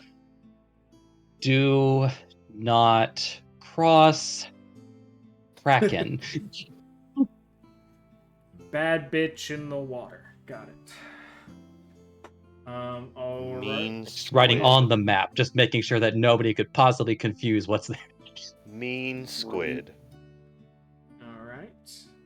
So with that, the Kraken attack and the detouring, the direct running that needed to happen, it sent you guys immediately on an easterly course, and now with repairs desperately needed for certain things. Like Tamberlay. Like Chadra. Mo- Yeah, that person who's up here with me. Since Yeah. we got away. Yeah, because I don't want a crew member to die, I will shout down to Twunk. We need some help. And I will try to stay with them. No, I'm not proficient in medicine. Never mind. Do I have a stabilization? You don't have to be proficient in medicine to do a stabilize. It's just harder check. It's just it becomes a matter of your wisdom score, and it's harder if it's not high. It's not that great. You can. Hey! Hey, there you go. Stabilized. Fuck yeah! Wonderful. Just Chadra's stick like, a finger in the hole. Never mind, I got it. Well, you know what? Maybe come up here. Well, he's not Well, dead. it's almost like the guy in the crow's nest will probably want to continue doing his job. Twunk will probably directly climb up the mast. Yeah. Since he was shouted upon, just peeking his head over, seeing the explosion / bird marks around him and probably understanding what happened. Mm-hmm. Chandra happened. It's like, it is not your turn to pass this day. As they get a healing word.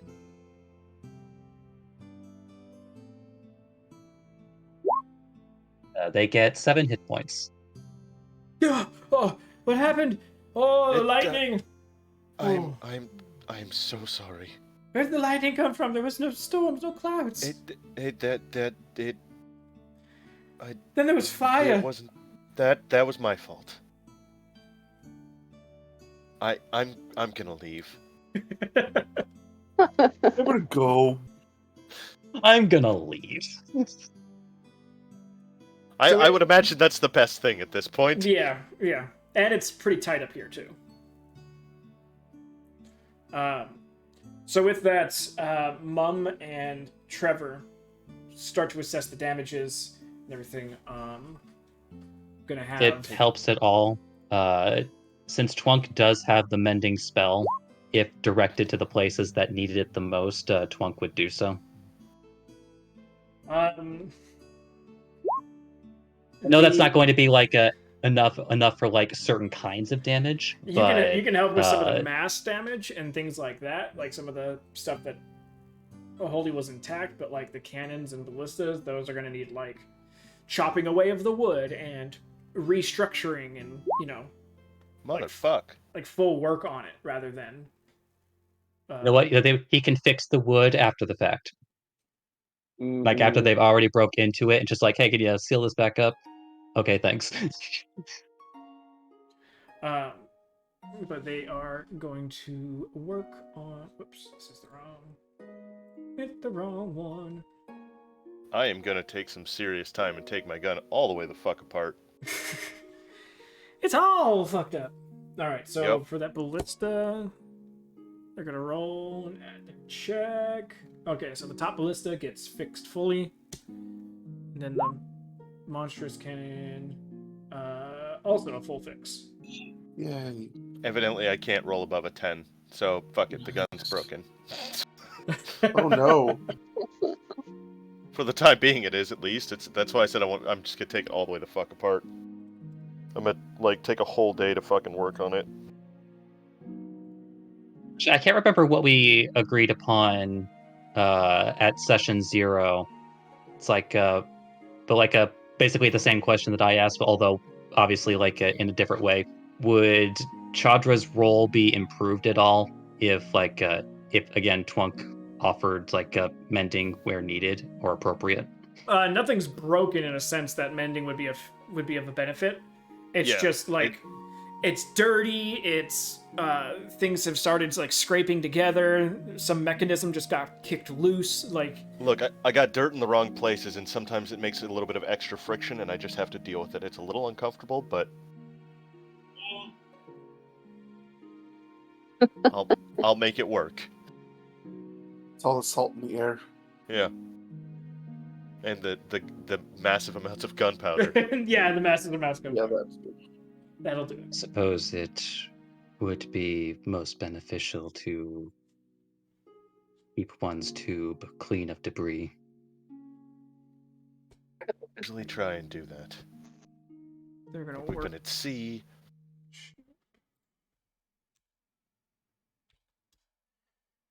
Okay. Oh goodness, that's loud music. So the crew gets to working and are able to bring the ship back to half health. Luckily, a lot of the damage was not superficial, but above water, above sea level. So effectiveness of speed and everything like that wasn't impaired.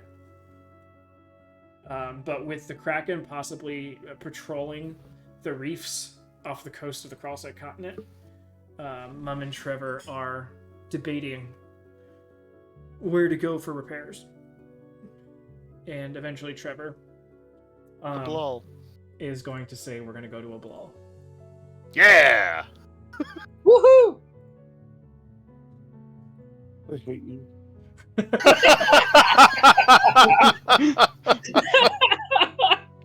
Actually, yeah, just like announcing that, just like, oh yes, we do know somebody from a Blal. Valis Kimberly. is just like, woohoo! Kimberly just shouting, anywhere but fucking a Blal! Yes, anywhere in a Blal should be just fine. It takes a week of travel from the encounter with the Kraken, the undead Kraken, before you guys finally reach the port of Ablal. You are greeted, before actually making your way into the port itself, multiple cannon emplacements that are placed out into the water, a good 1,500 yards off the coast, and then even two small fort gun emplacements that are placed about 700 to 800 yards off the coast of this port specifically. There are 4 to 5, actually 5, slightly smaller gunboats like yourselves that are patrolling the waters between these emplacements. And as you guys approach, you are immediately set upon by 2 of them. Fire the cannons! They pull Just up kidding. to the side. They do fire a flare shot across your bow. That's when Trevor pulls all the sails up. They come to the side, and one of them from the gunboat hops over and onto your guys' deck. This is a scrappy-looking female woman. Though she wears the colors of a Blal, which is blue and gold, you see that just looking across the uniforms of the other individuals that are on the gunboats, hers is very flared across her left shoulder where her rank seems to sit. Fortunately, no one understands this rank structure here. But she definitely has more of the markings than anyone else on the ship. But that's all she's wearing of the uniform. Basically just this shoulder pauldron. Everything else is very loose, form-fitting gear. And as she comes on, human female, strawberry blonde hair, freckles across the under of her eyes, pointy nose and sharp chin, stands about 5.5 feet tall, holds 2 rapiers across her belt and 3 daggers, pot marked at other places in between vials and other things across the belt as well. Besides the blue and gold colors of the shoulder pauldron, she's white on white as far as clothes go, and her hair is let loose and about shoulder length with half-calf boots that she wears. She gives everyone a quick look across the groups, eyes steadily stopping upon the different members of your guys' group specifically, because you guys look very different compared to all the other members of the crew. But Trevor will come down to meet her and shake her hand and be like, "Goddamn, Christina, I didn't expect you to go up and join up with some Navy." "Well, you see, not all of us can live the privateering life for all our years. What do you go by now? You can call me Trevor. And, well, you going to show us into your fine country, or we just going to shoot the shit on my ship?" She sort of waves her hand in a circle, and the 2 ships that are on either side of your guys' ship depart off, and Trevor whistles. The crew lowers the sails to quarter sail, and you guys slowly make your way into the port. And that is where we're going to end it for tonight. Oh my goodness. Oh, thank goodness. All right. All right. Any questions? I mean, I guess curiosity, just because, like, I mean, obviously, like, that one was, like, like, dealing, like, like, through, like, a different, like, a thing. But how exactly, would lightning affect other ships? How would lightning affect other ships? It would affect it like you would expect lightning to affect any sort of wood structure. Like, I guess I should probably ask that more. It's just like more as a reminder. How many lightning strikes did our ship take? Your ship took 1, 2, 3, 4, 5. Like, now was most of the damage from the lightning, or was that mostly from the tentacles or the Majority of the biting in damage the one case? happened from the biting and tentacles from the monster. Okay, so like basically like only fractional damage in the case of the lightning. I mean, lightning was doing full damage. It just wasn't as much damage as either the tentacle or the bite did. That's what I mean. Yeah. Like relatively speaking, like more like chip damage rather than like what the Kraken was doing. Yeah, the Kraken was averaging like 30 something a hit with the tentacles and such, and with the lightning, it was averaging like 20.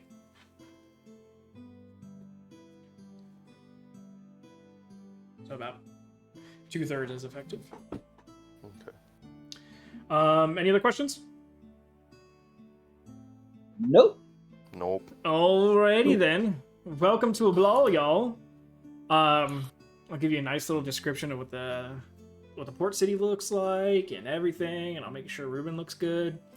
But other than that, if you have any questions, feel free to message me and I'll get back to them as soon as I can. If I don't talk to you all before then, have a great week, and we will be back next weekend. Night. Have a Good night, everybody. Two. And thank you all for you that stayed with us. And they were able to get out of the clutches of the Kraken and head over to probably Tamberlay's favorite place in the world, Ablal, where her star-crossed lover Ruben lives. So we should see how that coalesces next session. But before that, Thursday at 9 p.m. PST, we have Group 1 furthering their campaign 2. They finally have left their town into the woods to go to this dungeon that they've been sent on a quest on. So definitely swing by, hang out with us, have fun there. And if you can't make that one, then next Sunday, Bad Decisions, this group will be back on Sunday at 9:30 p.m. PST. So thank you all for staying with us. Have a great night, stay safe, and we'll see you next time.